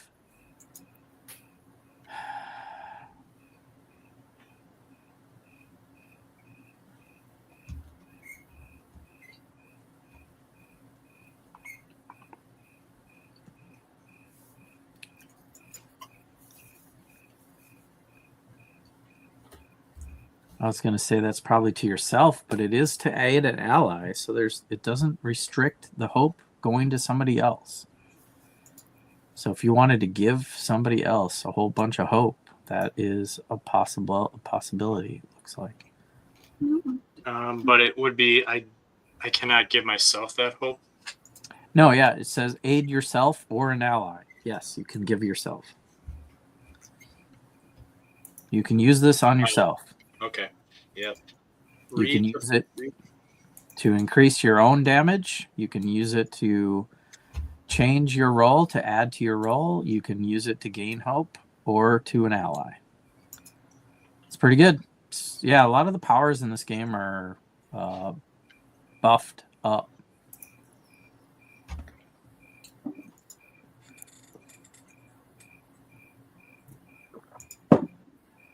Good night, Chris, and hello, alternate candidate and Chef T.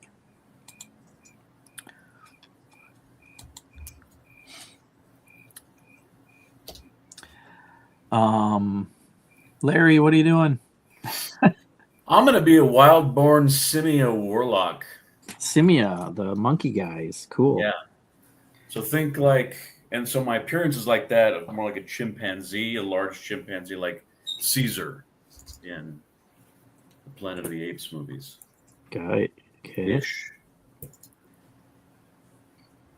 So Simia warlock and wildborn? Yeah. Okay. I like it.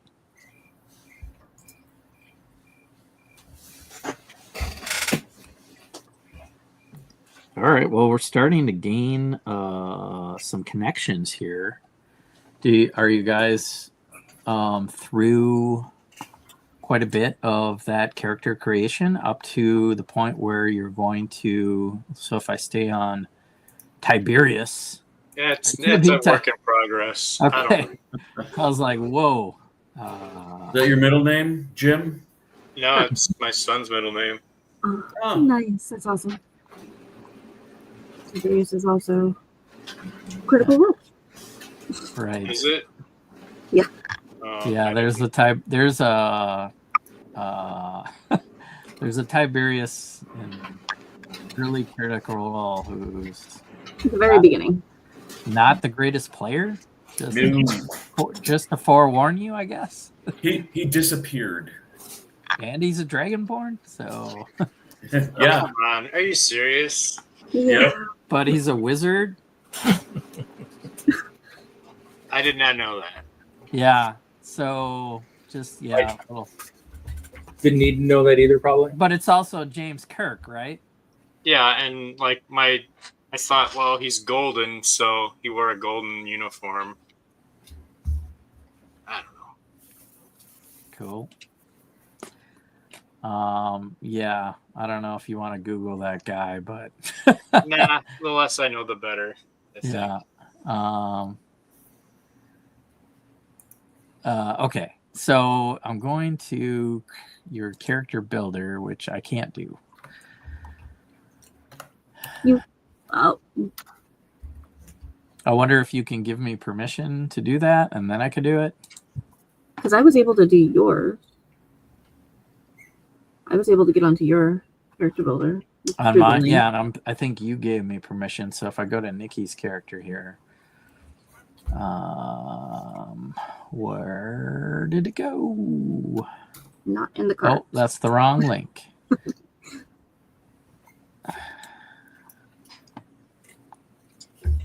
Okay, and then if I go to character, yep, I can do it. Yeah, you can. So yeah, if you guys go to edit the permissions, I can help you guys more. Look at your character and actually go to the builder. So if you've done your class and your heritage and your community. Oh, I haven't had my community. Whoopsie. So why? Did you enter for the name of the permissions? Critical bricks. Critical bricks. Okay. Critical bricks to give me the DM. Yep. Sorry. Thanks. Yeah.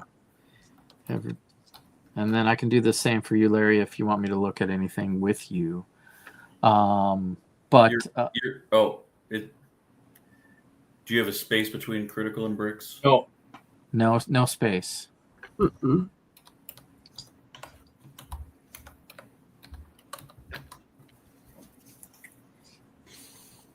Added. All right, thank you.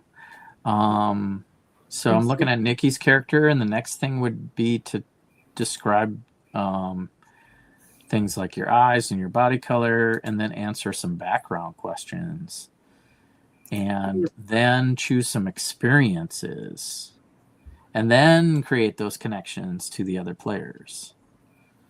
So are you guys ready for that?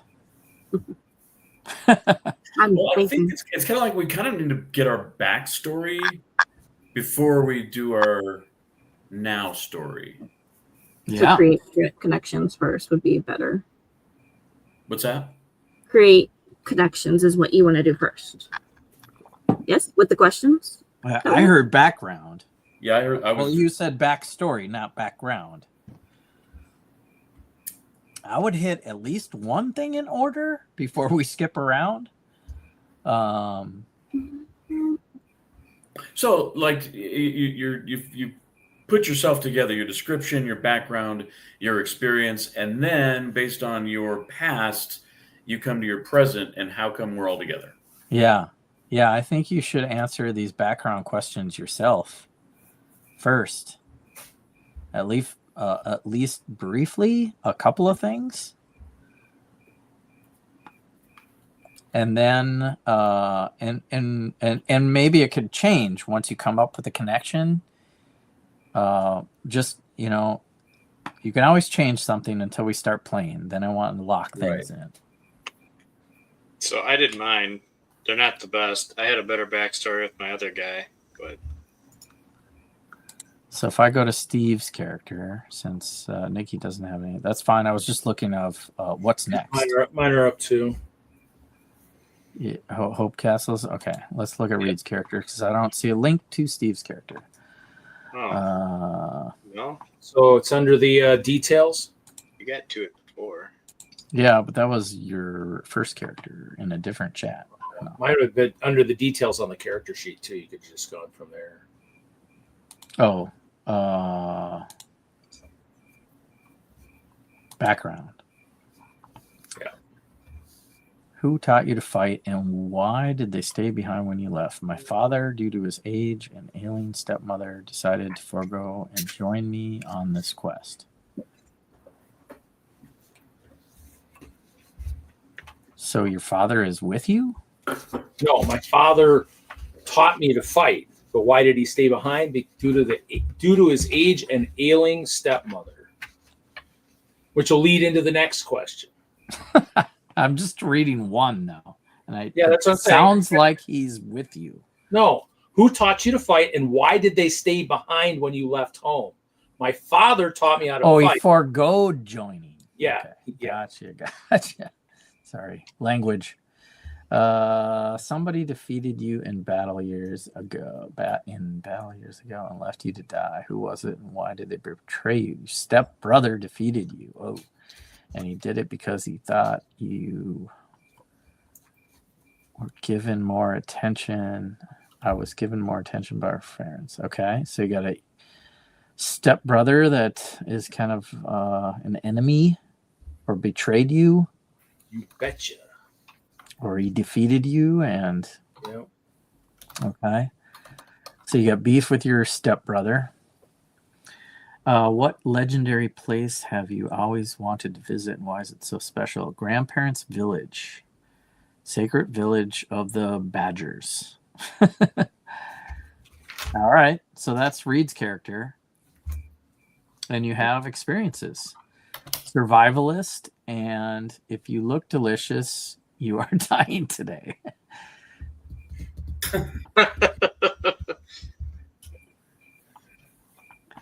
So you're gonna eat. Yep. Some. I needed a good tag. I needed a good line. I was like, I need something to start with. So there's Bad Sirlot, and from that we'll look at some other characters, see if we can help you guys along, if that's okay. Oops. Dang it. Who should we look at next? You can do me. I'm down at the bottom. Okay. Maybe you did do that. Sorry. Looks like there's two of them. Oh, but maybe it was. Okay. So did you already... Reed said it's actually down here in details? Yeah. Detail. Yep. I don't know. I got nothing. So which god did you devote yourself to? So you picked the Sky Painter. I couldn't figure out an incredible feat. So what incredible feat did they perform in a moment of desperation? So you're still working on that. That's fine. You picked a how did your appearance change from taking your oath? You're more radiant.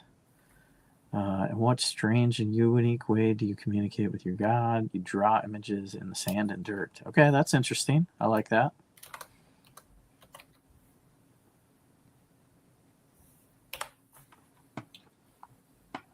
Can I just have everyone's characters up here? Whoa, who's this? Nikki.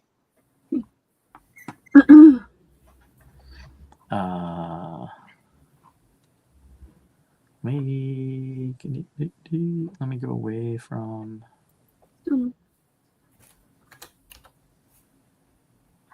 character sheet.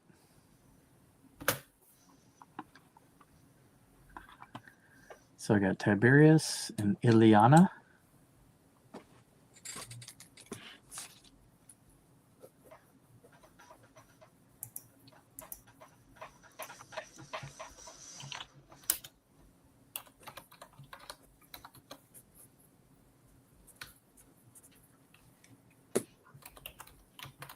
Is that like the New Mutants girl's name or no? What's her name? No, that's just a name I like to pick. But Ileana is from the New Mutants for sure. Oh, okay. And she is kind of in the evil side of things. Yeah. I was just wondering if it was the same spelling or whatever.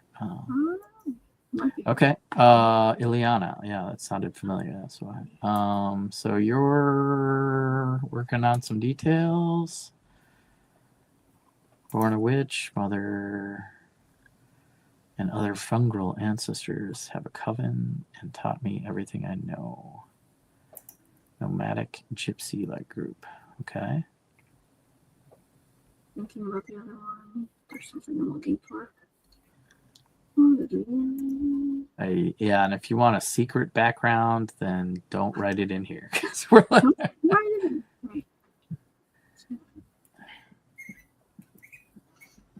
What is secret? What is secret?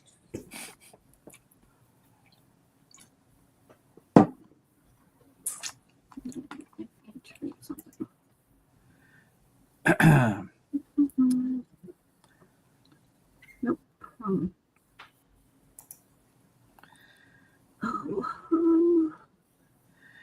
What? All right, I'm gonna get all your characters up here. Let me close some of this stuff.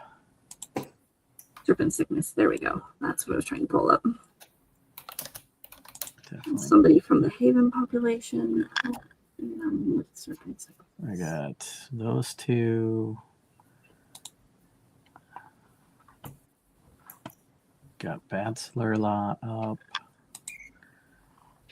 Did Larry put your character in the chat? Oh, no. I thought I just had to share it with you. It's both or whatever. I don't know. Where's the chat? At. Demiplane, you have to go to group.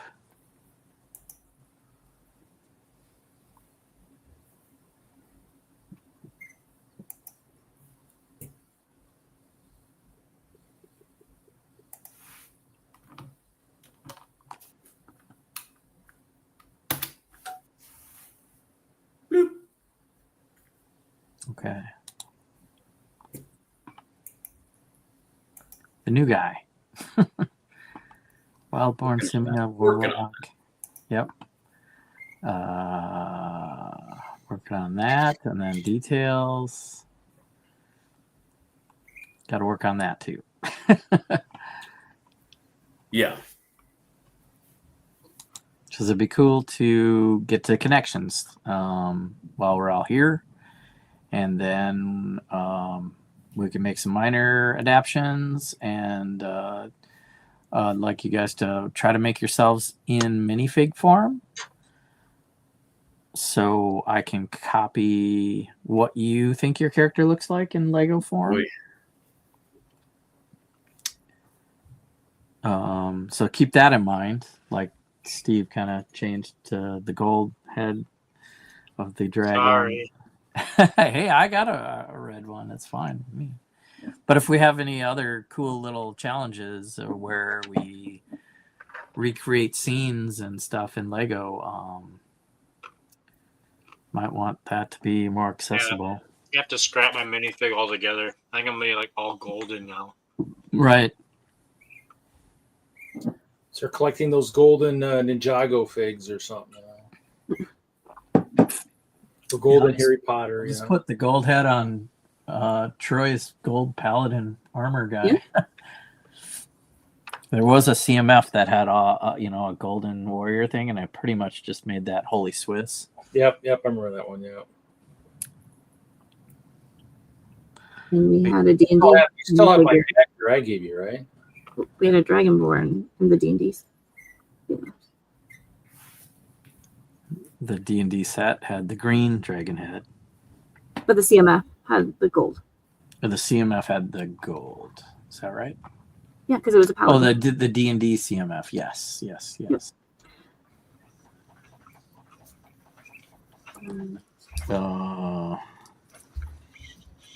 still have the badger I gave you, right, Jesse? So you still have him, right? I just got yeah. So I have the badger head. So I just got to figure out what weapon to give him, I guess.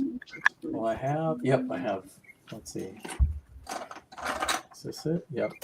Whoa. Probably. Yeah, so you'll let me know what other. Oh, yeah. What else you're wearing? I'll keep that handy. So we have a badger and we have a mushroom. I have a mini mushroom for now, Nikki, but I kind of want you to pick minifigs. Unless you're super set on being small, I'd rather you be a minifig.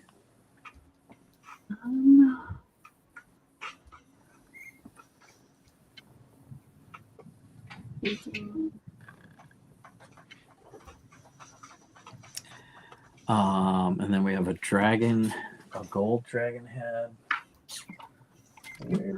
So that's in my. Oh, here's these.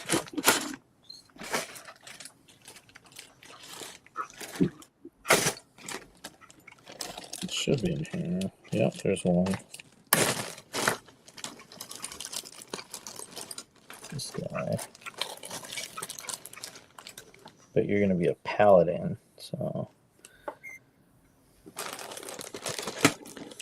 Might reuse Holy Swiss for now.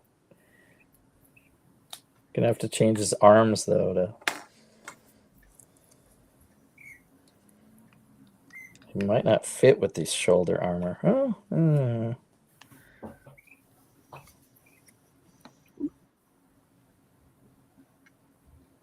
Steve. Yeah. There you go. Golden paladin. But I got to change your flesh tone arms to yeah, and golden arms or something. I have a battle axe, whatever that is. I don't know. I tried equipping a sword, but it wouldn't let me do a sword and a shield. I don't know why.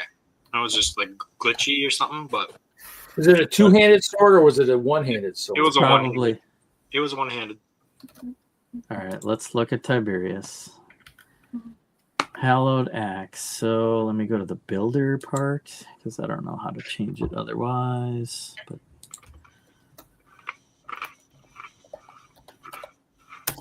where's equipment? Under heritage? No. Oh, starting equipment.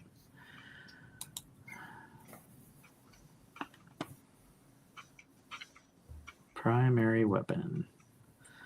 So right now you have the hallowed axe, which is a holy axe. Makes sense.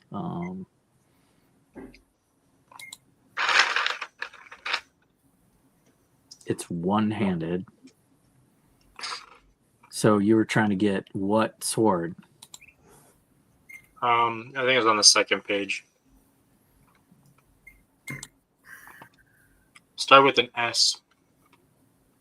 Short sword. Short sword? That should work. It's one-handed. It was the same damage too. Yeah. It's not letting me do it, but I don't you know have to unselect the axe. Oh yeah. But then when I had the sword and the shield, and I was on my character sheet and I was equipping them, it wouldn't let me equip both of them. It was either one or the other. That was kind of weird. Okay, taking this hallowed axe out for now. Going back to short sword. Select. We'll go with that. Moving on. And it doesn't show up there. Yeah, so if you go to equipment and you select the sword, it'll unselect the shield. See that? Yeah. Where'd the shield go? Do they? Oh, because it's putting it in secondary. So the short sword is a secondary type of weapon. The thing that says A space RE, I was renaming my shield when you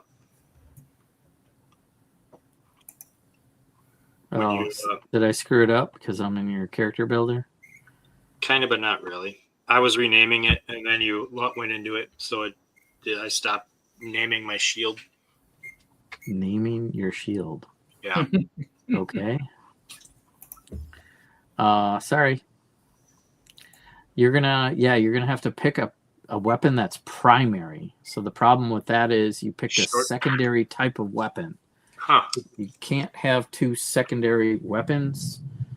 So probably like a broadsword. If it's a broadsword choice, if you want to flavor a sword instead of a shield, that's fine with me.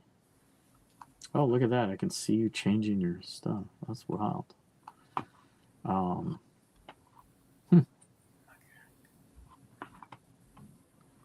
That's live. Really? Yeah, That's cool. I can see it changing. It's updating. It's doing something. So now it says a really cool secondary weapon. A really cool shield. Is that where you're gonna write? Yep. Okay. But I don't know how to save it. It's green. I didn't just exit. It just, I mean, it's saving it automatically because I'm seeing it live. It's on the cloud. Yeah, on it won't. cloud. Yeah. All right, I'm gonna get out of your equipment because that's messing with me. I'll just go back to the end. So your sword. So I don't know. Now it says sword again. Sorry, I didn't hit anything. I'm gonna get off of your. I'm gonna get off of your guy there. Let you name your weapon. I think like with mine, the broadsword was a primary one-handed sword, and then my short sword was the secondary. So let's see if there's a broadsword in there. Oh, it does say short sword secondary weapon. All right. Yeah, try broadsword. See if there's a broadsword listed in there. Well, broadsword might be a two-handed. No, it's a one-handed. It is? Yeah, Oh, there was a different sword that was two-handed that I didn't want it. I wanted Ooh, and it says it's +1 to attack rolls. Mhm. Yeah. All right, there we go. Learning something here. So you guys are getting starting equipment going. You can customize it. In my phone. In my mouse. Oh, so we can name our stuff. Sweet. I mean, oh yeah. what about? Did you guys pick domain cards and all that? No. What about Bad Sir Lot? What? You've got Whirlwind and Untouchable. Yeah. Oh no. Cool, I like it. Ileana. It's got Voice of Dread and Blighting Strike. Huh. Sure you're not looking at mine? Roach, you have two. We're the same character. That's why you guys both picked a witch and a warlock. So you're going to share the new Dread domain. So why not? That's fine. Wait, is this one? You might want to talk about sharing that so you can spread out the possibilities, but like pick one dread and pick like one of you pick the voice and one of you pick the blight strike or something. I don't care. You can both be the same ish. That's fine. That just came up, I think, by picking Pact of the Wrathful. That's what you get. Twinning. No. Let me look at your character. Oh, domain effects. Those are your cards, though, aren't they, Nikki? Yeah. Yeah. Those are my cards. So you should have 3 choices of. You should have 6 choices for those. Oh, okay. Let me back the truck up. I do.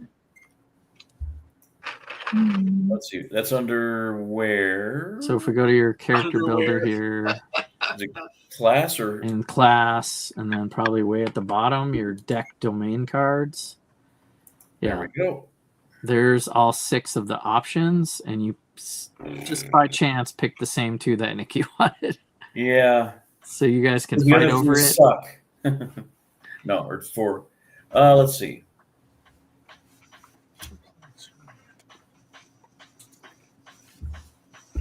So the other dread one that she did not pick is Umbral Veil. Yeah, Umbral Veil, inspirational words, enrapture, deft deceiver. Shadowy energy after an attack roll is made.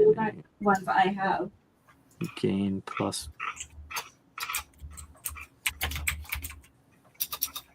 Well, that's pretty good to gain evasion. The Umbral Veil is pretty good. No wind wall, though? Kiss my ass, Steve. All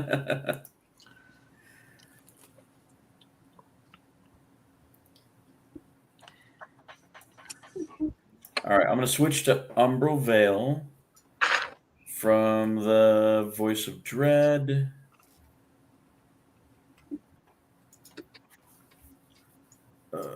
I want to say if you both want Blighting Strike, that would probably be okay. Because that's the main damage dealer. It's kind of the Eldritch Blast.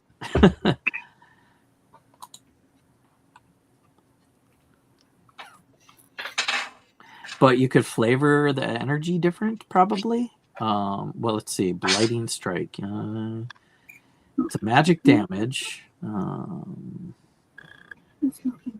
Right. So you could flavor it differently. You know, Nikki's can be mushroom powered, and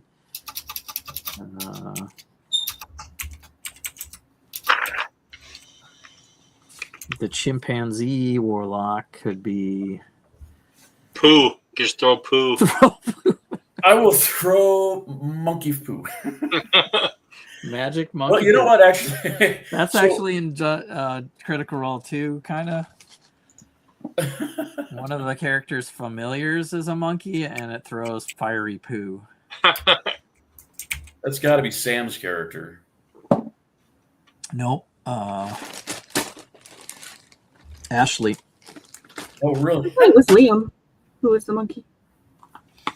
Ashley had a mister. She called her familiar Mister, and it's a little monkey that throws flamey poo.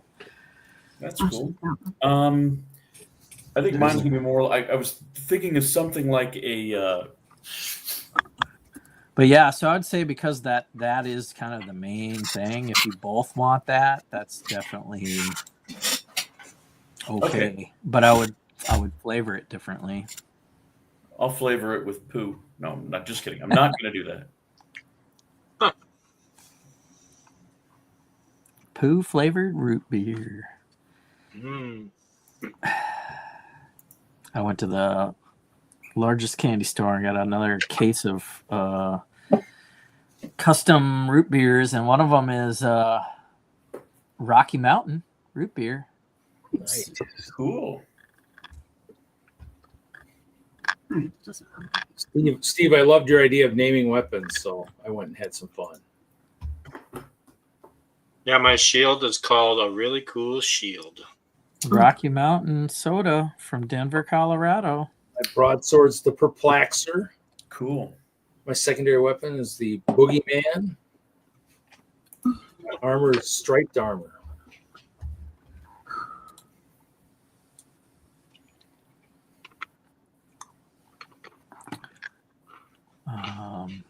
All right, so new guy, warlock. I could just be called Guy, and then we just be like, or actually blue shirt guy. There we go. Owen. So we might get copyrighted on that one. I can't do that one. Nikki's gonna keep the voices. Keep voices. And who else? I'm missing somebody here. Me? Tiberius. I just keep. I thought it was. I am your shield, so you're the tank almost. You can take damage for. You have to mark a stress, but you can take the damage yourself. Oh wait. When an ally is within Chris, you can mark a stress and stand in the way and make yourself the target instead.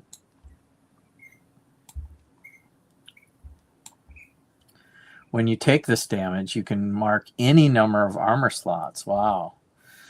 So the rest of you can only mark one armor slot. We haven't really gotten to the game mechanics yet, how to play this game.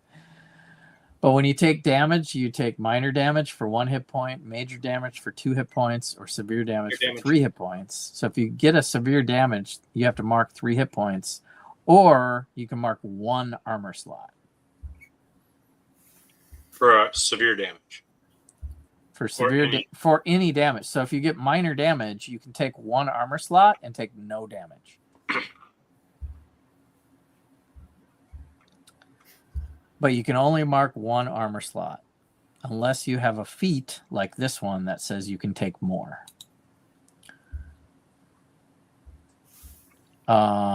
Should we talk about the mechanics a little bit? Does anybody have any questions? So if you take severe damage, it's either 3 hit points or 3 armor slots. It is 3 hit points, and for all the characters, you can only mark 1 armor slot. So it'd be 1 armor slot and 2 hit points. Oh, so an armor slot equals 1 HP slot, basically. Yes. Yes, 1 armor slot reduces another way to think of it is it reduces the damage from severe to major, or major to minor, or minor to nothing.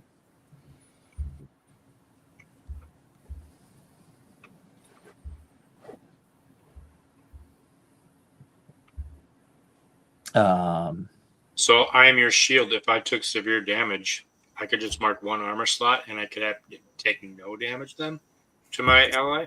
Is that what that means? So yes, for I am your shield, you can take a severe attack and mark any number of armor slots, because you basically stand in the way with your shield and your armor taking the full brunt, if that's how you so want to do it. Yo, Mel. Jabronis. Somewhere out in the Rocky Mountains. Fort Collins. Fort Collins, okay. What's going on up there? Bricky's Creation Festival. Tomorrow. Yep. I always thought the Rocky Mountains are going to be more rockier. John Denver was full of crap, man. Possibly. Hi, Mark. Real quick, we can describe. Hey, Mark, Brickworld's here. Your traits are kind of like D&D skill. Dexterity and charisma are gone. Do you want to look at my other domain? Okay. Mending touch.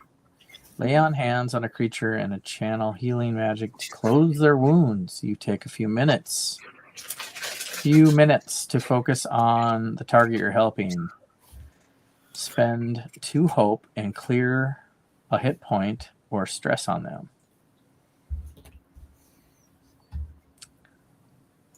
Once per long rest, when you spend this healing time learned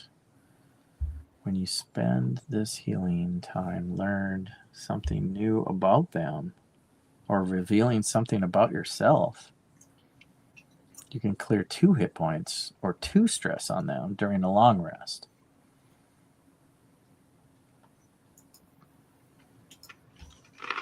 So I can basically use the top half of that mending touch anytime I want, as long as I've got the hope, right? Yeah, but it also says 2 minutes, a few minutes. So if you're doing it in the heat of combat, it might take some time away from the action, but it can be done. It's just not instant.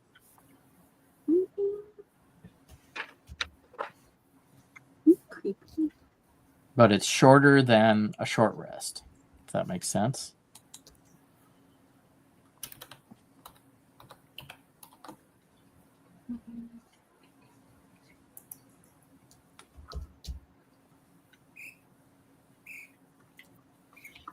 Still costs you 2 hopes. I don't know why you would, the story might recommend that you do this in the middle of combat. Who knows?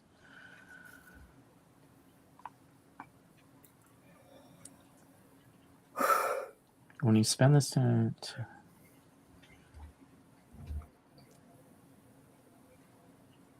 so you can do that as long as you have hope, but only once per long rest you can actually clear 2. Do you understand how that works, Steve? Yeah. Okay. All right.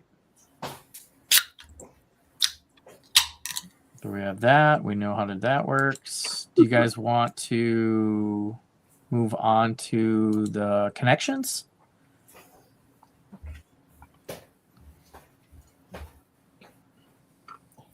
There's like misconnections. Love connections. So you at the grocery store last week. You had the. Never mind.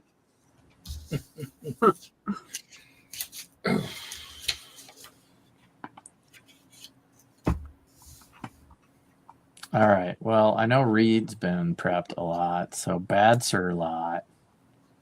Bad Sir Lot.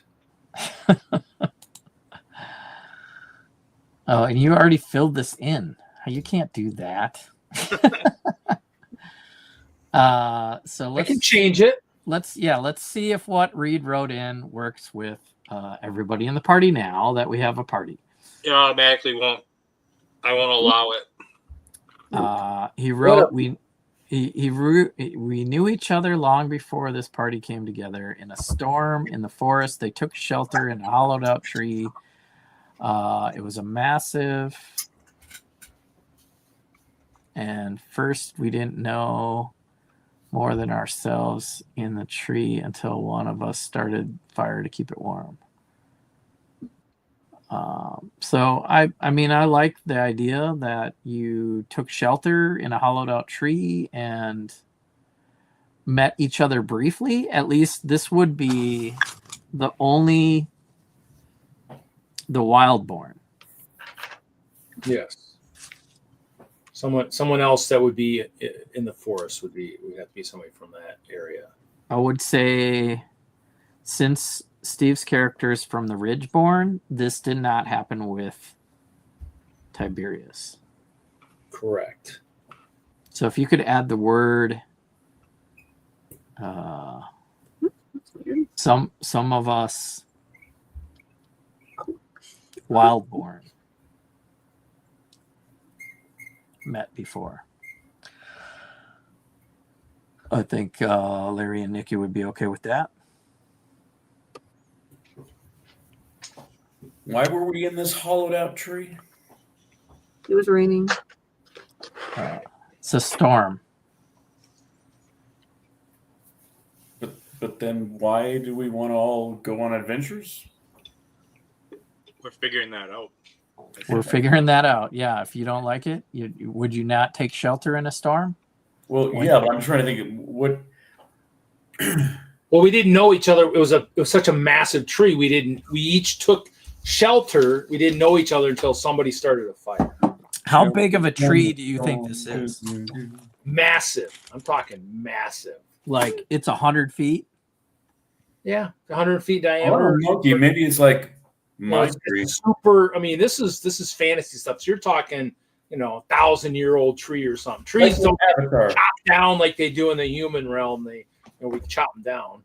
Huge. You're talking huge. So dozens of creatures are taking shelter in this tree. Well, it definitely could be. It could be a few. I mean, you go in, you find a corner, and then you don't. It's dark, and you don't know anybody's in there unless you stumble upon somebody.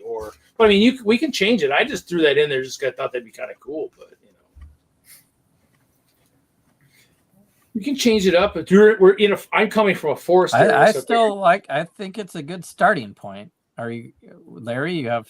Do you disagree with your character? Well, no. I mean, instead of just like, it seems like most campaigns start out with. This is long ago.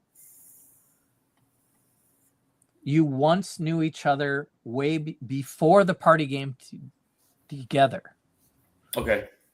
This is not you met in a tavern. You met in a tree.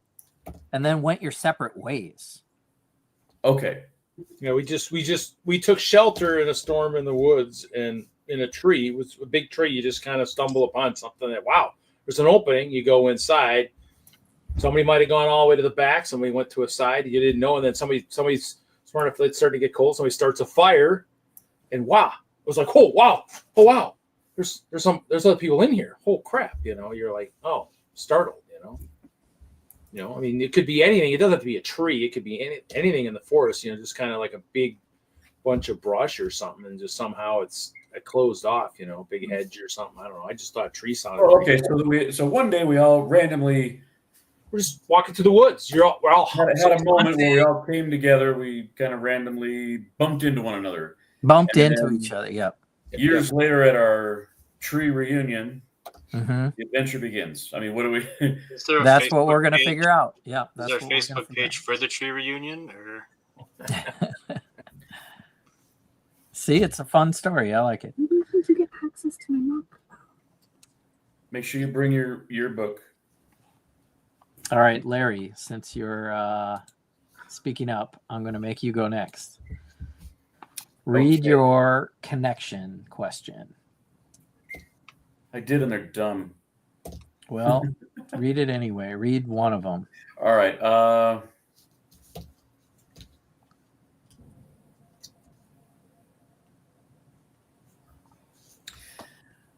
You once saw me tithe to my patron, and it's changed how you interact with me. What did you see, and how has it affected you?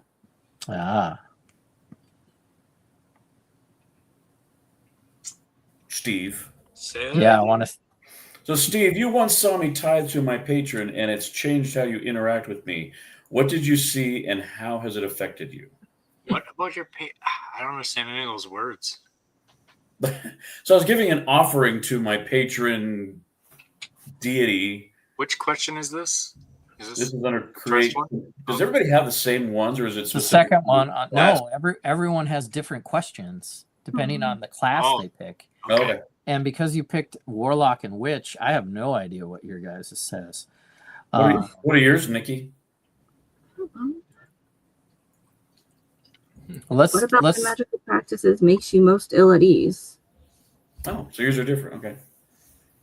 Yeah, they're all different. So let's stick to this because you're not evil Warlock, but he's kind of a dark side, Steve. He's interacting kind of like with. I don't know if you want to even explain it more. Did you pick what your patron god was? Yeah, it's the one you had highlighted, the Oov guy, because I want to. Did you write it in here? I just got to refresh. Okay. So he's no one's ever seen him. Yeah, it's not there, but okay. I don't have it in the background, but it's under the my deity or my patron. Where is it under? I don't know. Class, maybe the Warlock patron. It's under class, but it's just his name. There's nothing more to it. Okay, so it doesn't show up on this sheet. Weird. Yeah. Is it here? Oh, it's okay. It's here on this sheet. Okay. Ooh. Oh, yep, knowledge. okay. Yeah. So anyway, so he's like a shadowy figure. Shadowy figure. Yeah. Yeah. So I'm gonna lean on shadowy type powers. Maybe my one, whatever we're calling it. Go back to my character sheet. My blighting strike could be something in that nature, like some kind of a shadow projection. Anyway, could be the veil of energy, the umbral veil too. Maybe that makes him uneasy. So at one point in time, Steve, you saw me. I was making an offering to my patron, doing some kind of like dark, shadowy, smoky magic kind of a thing. Maybe speaking with my patron, and you were like, "WTF?" Yeah, or you're like, "Wow, that's cool." The question is, what did I do? What was the question? What did you see, and how did it affect you? I think Going back to it now.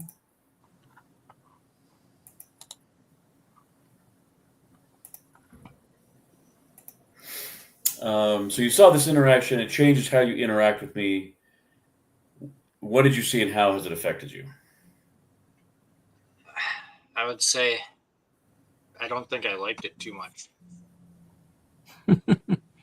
So you become leery of Larry.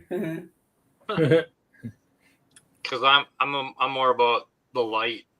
So I mean, it's I guess I kind of respect that you have a deity, but I don't like that we're not the same deity, I guess. Ah, cool. I don't know. Yeah, it can be as simple as that. You don't have to go into super more detail. Larry, write that on your sheet. That's your question. You have to write that Tiberius saw you. So use the names so you remember who. And because he's a seraph, he's uneasy about your shadowy skills. Something like that. All right, and since you pointed out Steve's character, we're going to go to Tiberius next and have you read a detail from your connections. Do you want to pick one, Steve? To start with? Sure. How about the first one? What promise did you make me agree to should you die on the battlefield? No, that's a good question. So one of the characters in this party you have maybe more of a connection to. Probably going to be Bad Surlat because the other two are darker figures. Okay. So Bats are lot. You and he's you're also a melee yeah, kind he's of guy. also he's more of a guardian kind of. What are Okay, you? I've got an answer for that. There you go. What promise did you make me to agree? What promise did you make me agree to should you die on the battlefield? So it's should he die on the battlefield or I? So if Steve's characters die, he's like, promise me you'll do this. No. What promise did you make? Oh wait, yeah, I'm reading this like in the wrong person. So if he dies on the battlefield, you have to take the watch. This is your character. This is I think this is Reed. Isn't this like if Reed character dies, what does he want me to do? Mm-hmm. Yeah. So if you die. Oh, okay. I think you read it to a character though. What promise did you make me to agree to should you die on the battlefield? So Reed dies. So if Reed's characters dies, what did he promise? Yeah. To make Steve's character do. Okay. Yep. And Reed, you have an answer, or was it the other way around? Well, I was thinking of something else. See, what promise did he make me to? So if your character dies, if Badgerlot goes down, what would he want you would take me back to my folks. Therefore I would be, I could be you would take me back to my folks and explain to them that, take his body back to his community. Yeah. That way there's a chance I could maybe, get buried in that, in a revered spot, the revered village I've always wanted to go to. If I die a hero, maybe that's where I'll get there. Maybe. So maybe the only way I get there, I guess, perhaps. Gotcha. Take body back to his family. There you go. All right, Nikki. Yo. We have an Ileana question. Yeah.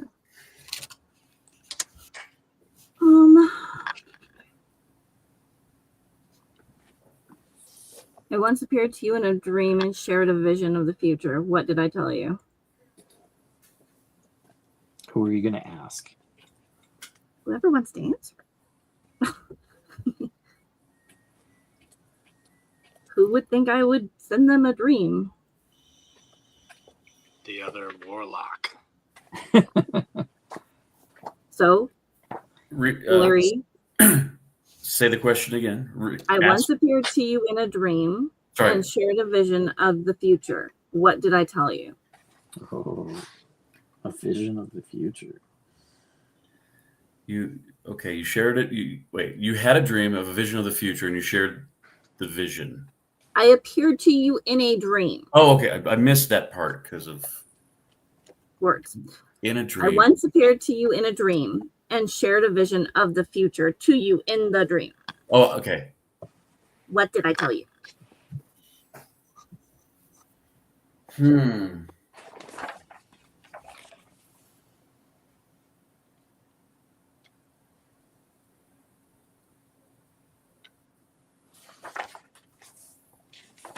You told me that even in the darkest times, should we persevere, we shall find wealth.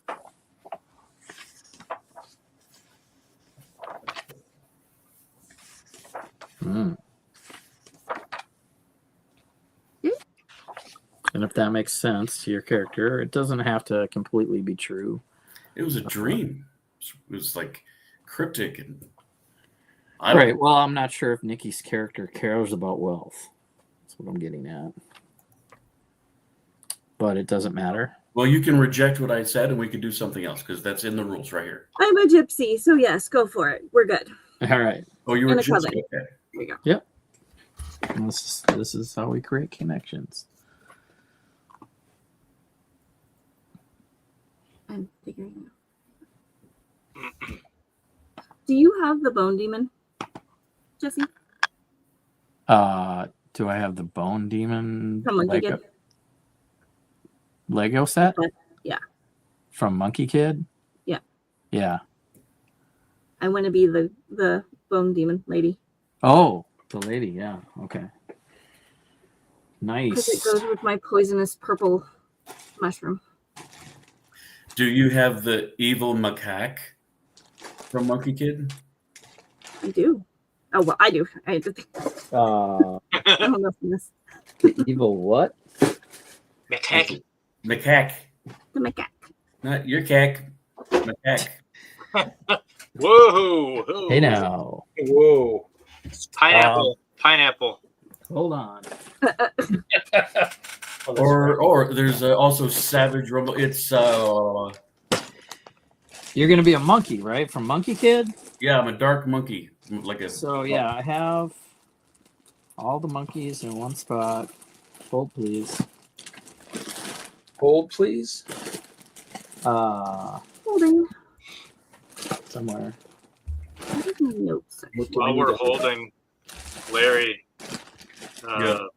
what promise did you tell me to do should you die on the battlefield? If I die on the battlefield. Yeah. Do you have the same question? I was just going to get all three of them in the I have question. an answer too.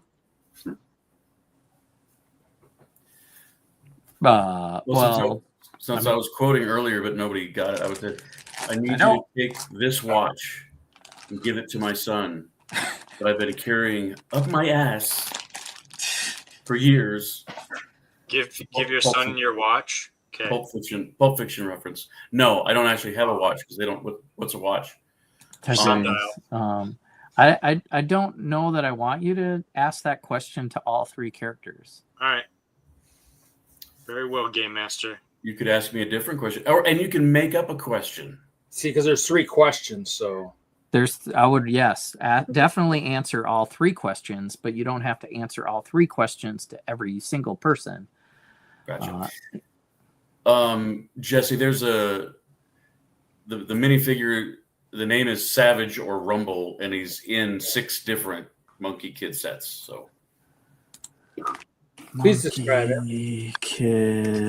He's got Savage, Rumble. He's got a black minifig head with. Yeah, I think I already got him ready. Like red ears, black hair. Yeah. And then put him on a totally different body because that one's not going to work. This one? No. Oh. He's got a black head with a red face. Okay. I will have to look later. Okay. He does not seem to be in my Monkey Kid collection of monkeys. But maybe I took him out of there for the Chicago stuff. Okay. That is now a note. Or I put him with the evil monkey stuff. I'm not sure. If you have it, send me a. I'll figure it out. I don't know that I have any Monkey Kid stuff, but I know a guy. Yep. Lots of guys. All of them. Wasn't there a monkey CMF too in there? CMF? Yeah, wasn't I thought there was wasn't there one that wasn't there like a monkey kid type CMF or something at one point too, I thought. One of the series. Mm, I thought so. yes, but that's not the one he's looking for. I know. I'm just figuring out.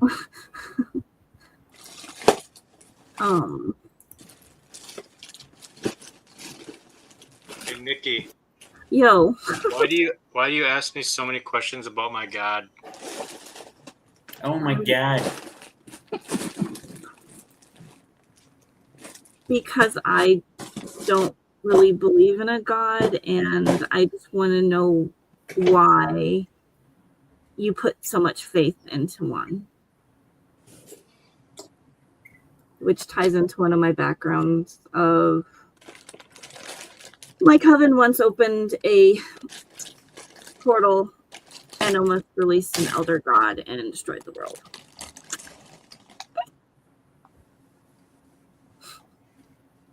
This guy? Yes. That guy. Yeah. Nice. That was easy. You have no God and you want to know more about my God? Huh? You have no God and you want to know more about my God? Because I'm curious. I'm very into just being a very curious person of wanting, why do you believe so heavily in this person? It makes perfect sense. Especially because I, personally, almost released an elder god like Cthulhu who destroyed the world when I was younger. And I think all gods are evil. How does that sound? We'll go that route instead. Was that a Steve question to Nikki, or the other way around? It is. Yep. Why do you ask me so many questions about my God? Okay. Yep. There we go. I have one that for sounds you. good. There we go. Steve. So I'm sorry. I'm trying to write on this tablet. I've never done it before. God, you're curious and you hate. What was the last part? You hate gods? All gods are evil to me. Oh, yeah. This is going to go swimmingly. I'm just curious. Let me know when you're ready. Or I can ask Reed a question. Reed, are you awake? Maybe, perhaps. Why do you come to me for advice? Why would you? Because I was told witches hold all the answers. Ooh. There could be some community badger witches for sure. And you're Basserlot. Okay. All right, that's Ileana's question. Sorry, I was just going to finish. I'm ready. What about my magical practice makes you most ill at ease? Oh, you're going to keep going? Ill at ease? Mm-hmm. I'm a poisonous fungal type creature who... probably the dark magic. Like, I use my magic for good, and the fact I use your magic to do harm. I also have cure sometimes. Okay, cool. And your name is Tiger.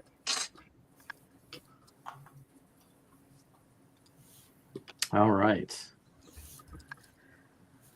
We're getting somewhere. Who's next?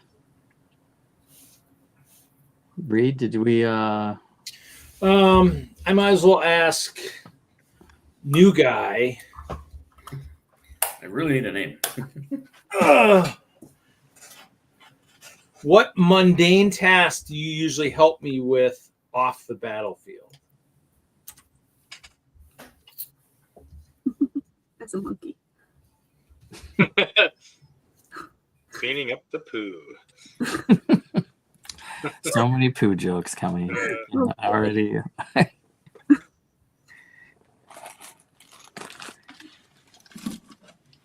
I monkey pick you.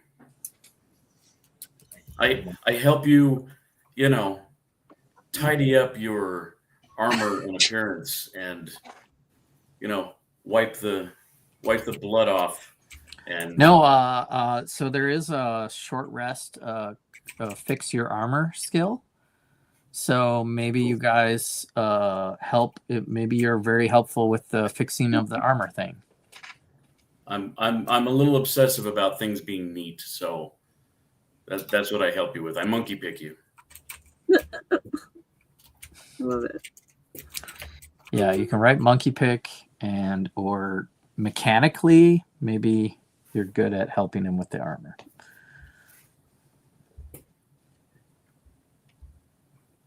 Nikki, how do you spell your name? Illiana. The D is silent.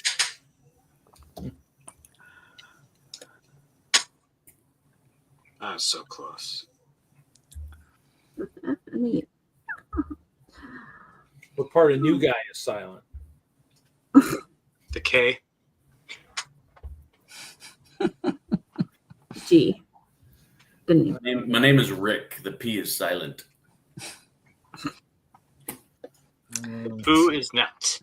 The PH is silent. Boo boo. Reed, can we just finish your questions off? Do you want to Yes. ask somebody? I'll ask Tiberius, what fear am I helping you overcome? I have no fear. Helping you have a fear of something. What am I helping you overcome? I might say if Steve's unless he's joking, if that's his reply, you should probably ask somebody else. Oh, I wasn't joking. Okay. Alana? Illiana. Such weird. Oh, such so many syllables. Ileana. Yeah, bats are a lot. I would say it has something to do with I don't know, because we released an elder god and almost destroyed the world, so something to do with that would be my fear. My fear would be opening another portal and destroying the world.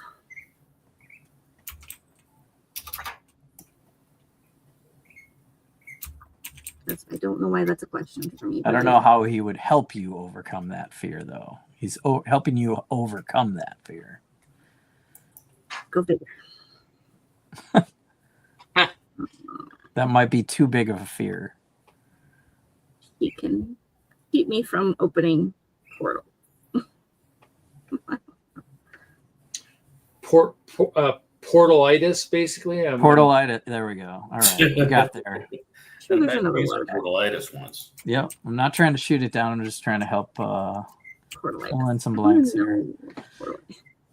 All right. So we did all of Bad Sir Lot's questions. I think we did all Ileana's questions. Multiversophobia. Nice. Tiberius. I have one more, but I don't know who to ask. Okay. What is the question? You've told me to protect one member of our party above all others, even yourself. Who are they and why? I don't know who to ask that to. Maybe I'll just ask it to Reed. I don't know. Yeah, go ahead. Which spellcaster should we save? The witch, because she knows everything. Oh, yeah, he has a connection with the witch, so that's. I have my name now. It's Chopped Liver.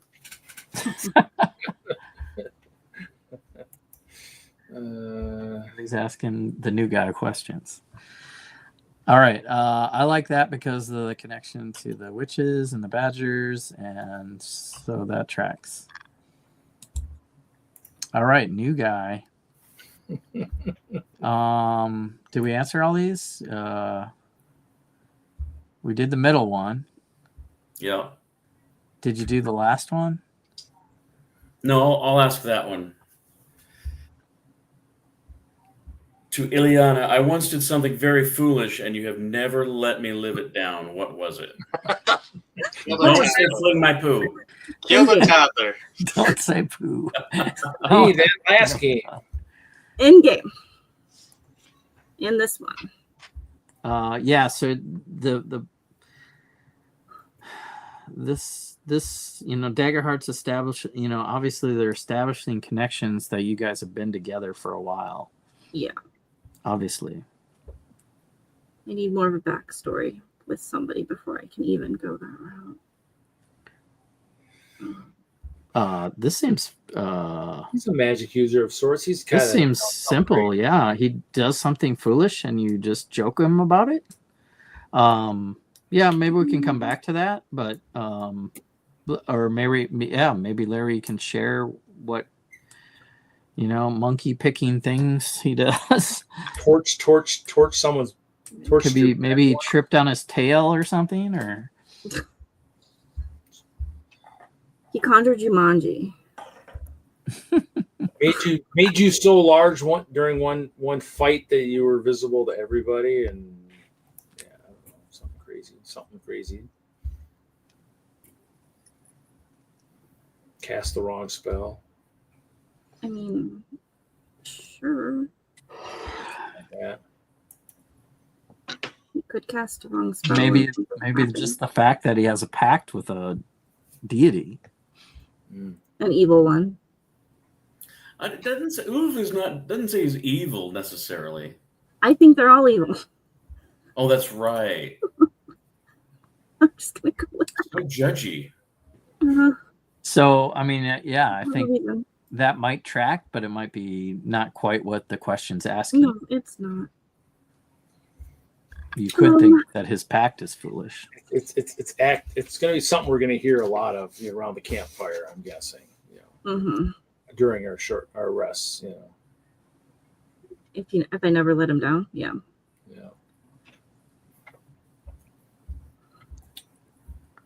Did we do the first one, Larry? Do we want to switch it up? So you're it. You're the last questions. I didn't get that. Could you try again? It's funny. Nope. Badgerlot. Is it Badgerlot? Badder. Bad Sirlot. Yeah. Bad Sir Lot. Honey Badger. I confide in you about what my patron says and does. Why?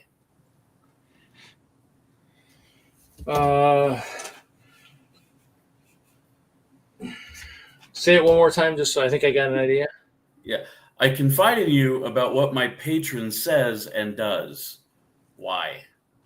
And again, this Uv guy is nobody's ever seen him. He helps travelers find, and I looked up what that bloom thing is, and they're basically bioluminescent flower blossom bloom things that only grow during the night weeks. So he seems kind of neutral-ish. I would say you. I'm guessing you told me about him because I spend a lot of time in the dark parts of the forest, so I see I see really well in the dark, and I move silently to the point where you almost sometimes think I could be almost like your patron. I'm guessing like that. Something to that effect. Give me the abridged version of that so I can fit it in this field. Because I have naturally silent movement, you sometimes mistake you told me about because you want to make sure you don't mistake me for your patron while in battle. Something like okay. Give me the 140 characters or less version.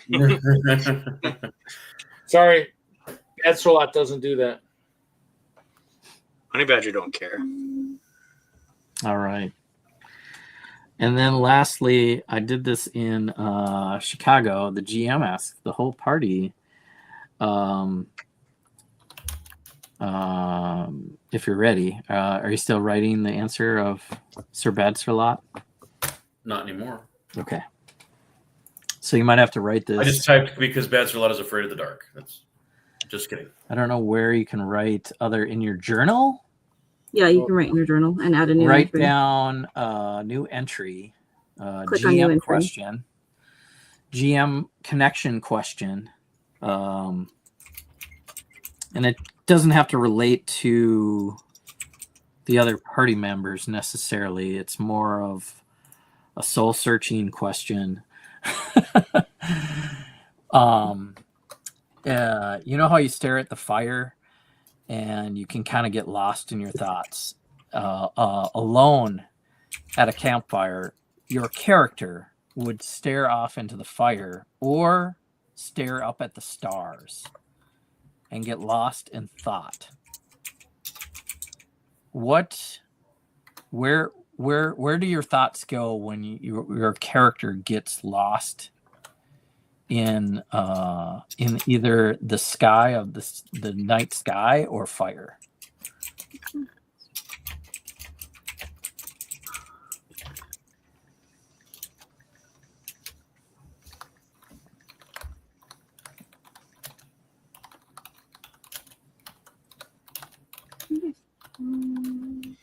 Hamster dance.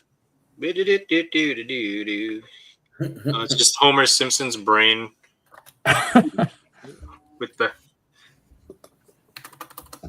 And if you need time to think about it, that's cool. Sometimes it just comes to your because we've been thinking about the characters for a while.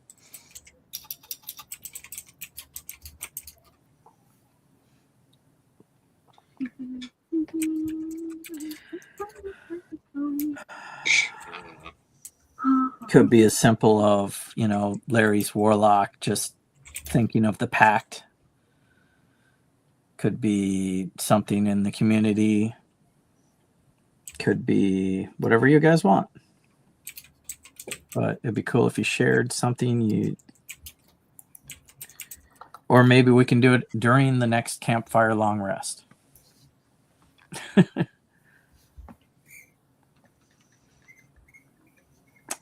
But definitely write that in your journal as a question by the GM.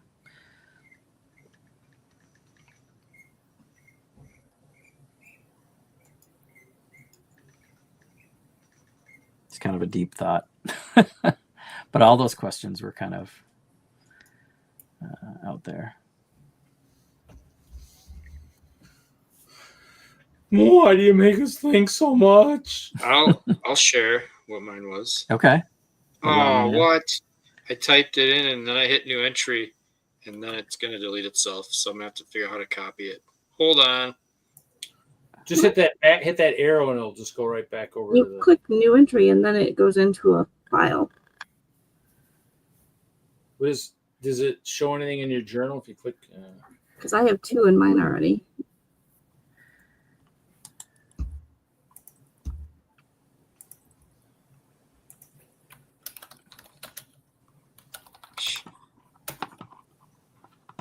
Just don't click delete. Yeah, I clicked the arrow and it'll just right back to where we were at.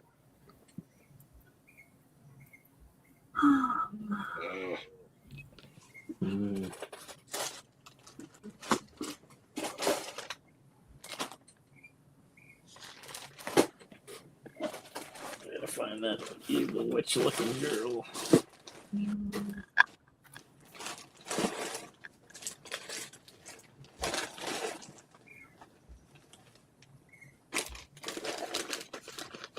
No such thing. Doesn't exist. What doesn't exist?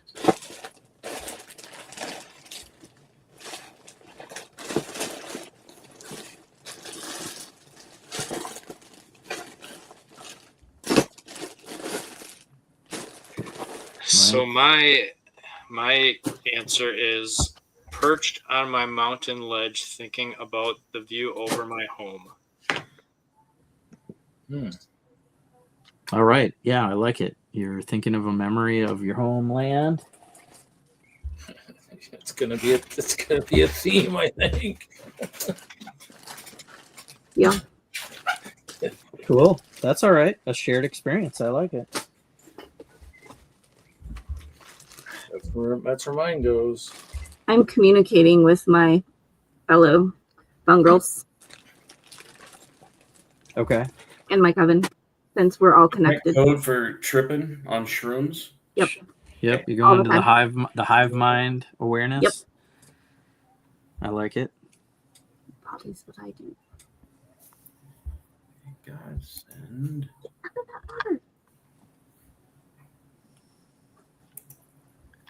So oftentimes when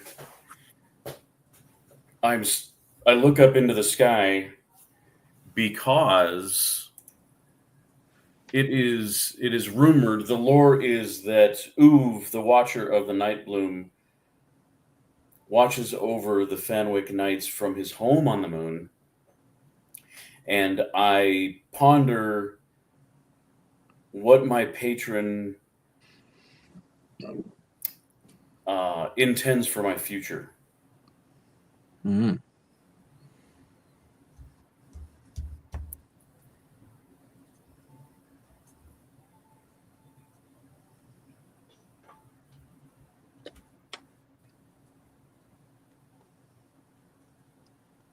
All right. Reed, did Bad Sir Lot have some? Thoughts go to thinking of his parents and wondering what the grandparents' land looks like. Let's read. Hopes to end up. Okay. Earn his way into there. All right. Some recurring theme there. I like it. All right. We got really far into character creation there. Really deep thoughts. Thanks for sharing. Deep thoughts. Candy. Some new people in the chat. We have Michael Z out there. We got a Brian. We got a minifig. Brian. Mentioning that Susan. there is a Susan in the chat. Hello, Susan. Hi, Susan. And Susan. yeah.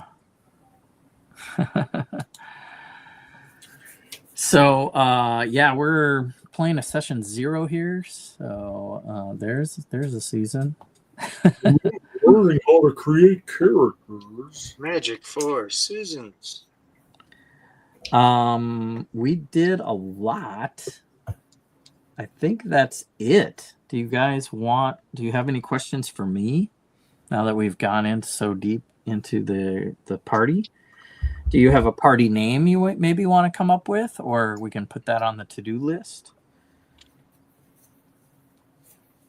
Do you have? We should go through a few other things before we make a party name, because it usually comes along with what we're fighting or what's happening. Yeah, I think so.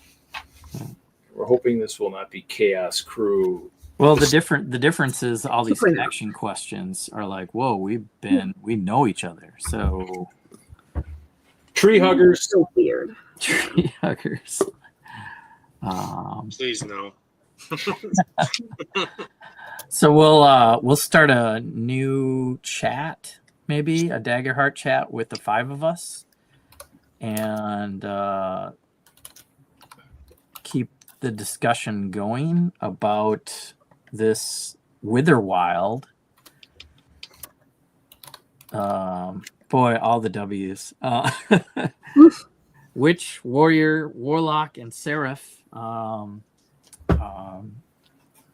have been decided. We have a fungal, a badger, simia, monkey, chimpanzee kind of thing, dracona, gold dragon character. Very cool stuff. Very cool connections. And then we have this new game that I can't wait to start playing. So I think I play in person next week. So hopefully in 2. In 2 Fridays, this would be I'll come up with a Witherwild setting kind of adventure. And what else? Did you guys have any questions about that? Is that okay? 2 weeks. 2 weeks. We're into the Witherwild. August 1st. I didn't even look. I just Get I all just your, play get every all your Friday. foliage pieces, Jesse. Yes. All August. the foliage. Oh, They gosh. created my hope. Created my hope pieces. Oh, cute. Whoa. Nice. You can make some tokens for hope. Yeah, it's just a 1x1 brick with some of those inverted Studs on all sides. Yeah. Well, and then it's got like some transparent purple plates, and then the dishes, the radar dish. So it makes it kind of a nice little, just kind of a little thing, just a little. I'm gonna use bones. Nice. Yeah. Interesting. Shrooms. Some poo balls. I don't want this to become a thing. I'm gonna choose. I'm gonna go with something else. Hairballs. There is there is the digital form of the sheet, and I would suggest you print out a version of the character when you get it done, so you, in case the internet crashes. It did happen with me and Steve. It went down just for a few moments or a couple of minutes, but that's not fun when we're trying to immersively tell the stories of these characters in narrative, cinematic ways. Homebrewed, something for Reed. So if you have any more homebrew questions, keep it light because it's a new game setting. What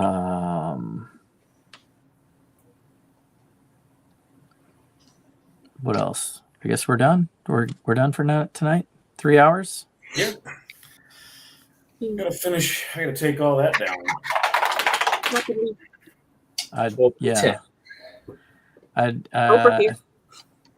I think it's a little late to start anything. Plus, I'd love to just kind of absorb the characters that have freshly been created and see if that I can interweave some of the backstories to the setting.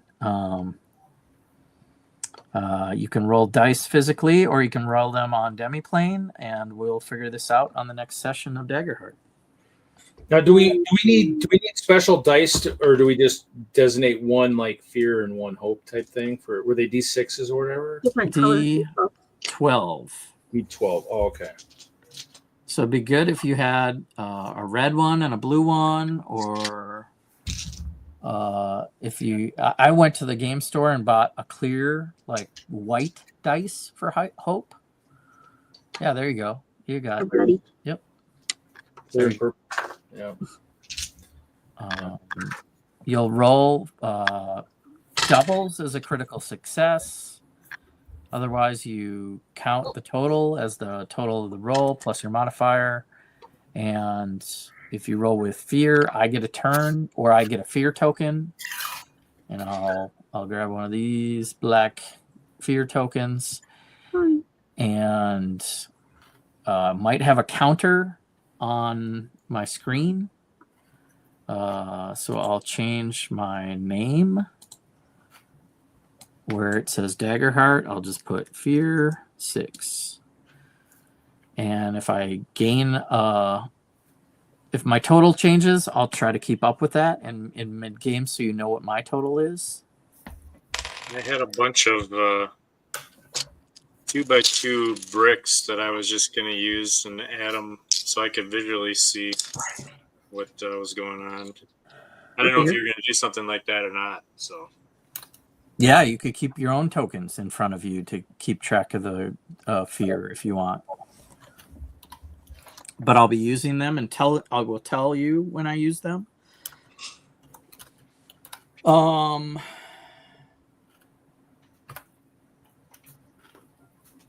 Any other game-related questions? I think when we play through it, definitely just kind of read off your whole spell card, like how it works, and we'll learn this game together. I'm excited. I am very excited. All right, last chance. More questions? Can we start playing? Are we gonna do voices?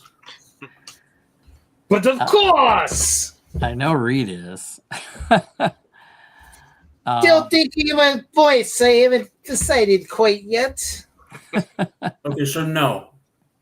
So no. I want to say it would. How about new?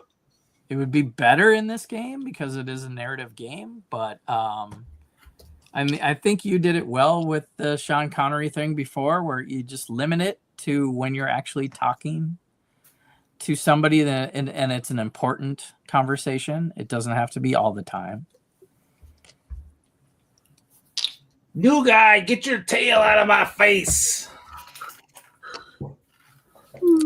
And because again, I like the mechanics of the game. So it is telling story in a different way, but I'm not like huge storyteller, narrative voice GM style. So I will try. I will try to voice NPCs and stuff so that you can talk to characters. We'll figure it out. That's a good question. I know Steve wants to start. He's just like, roll. Technically, Play. We want to play. We want to roll dice. Does like we could do a weird little thing. Does anybody want to leave? You're done for tonight, or I got work to do. So yeah. Yes and no. Yeah.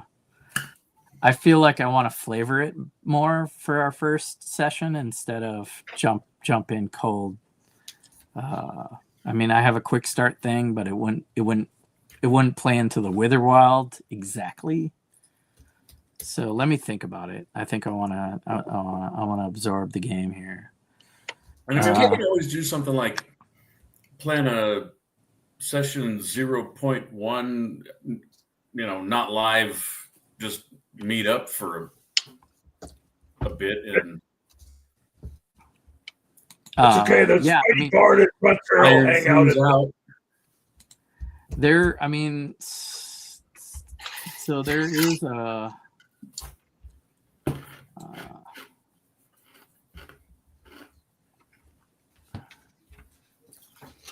I don't know.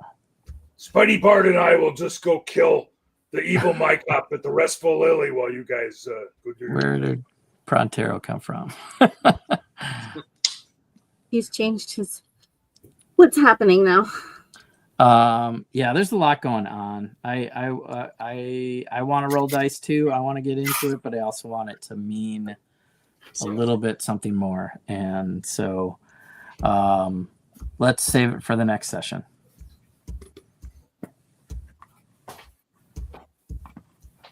We'll figure it out. There's a lot to learn. So I don't want to think about D&D anymore. I want to focus on the one game. Yeah. I want to play Marvel. I gotta switch now. I gotta switch, and I gotta play D&D next week with Michael and Matt, and then go back to Daggerheart with you guys. Just kill them off. Kill them off. I might make them play Daggerheart too. Kill the D20 for good in all realities. It just means Jesse's got to roll nat 20s all next week. You know what? I'll get Scott to send you his D30, and then you can have some fun with that. No, I like what he's gonna do. Just use his thing of destroying the D20 again. Yeah. If you do have versions of your minifig that you that's something you can homebrew at home, fig bash your own little guy. Send me a picture. The Aztec warrior? What is the guy? Mm-hmm. I think it is the Aztec warrior guy. Yep. Yeah, I think so. All right, I'm going to end the stream, and we will be back in 2 weeks. Thanks. Bye, everyone. Bye, chat. It's hard.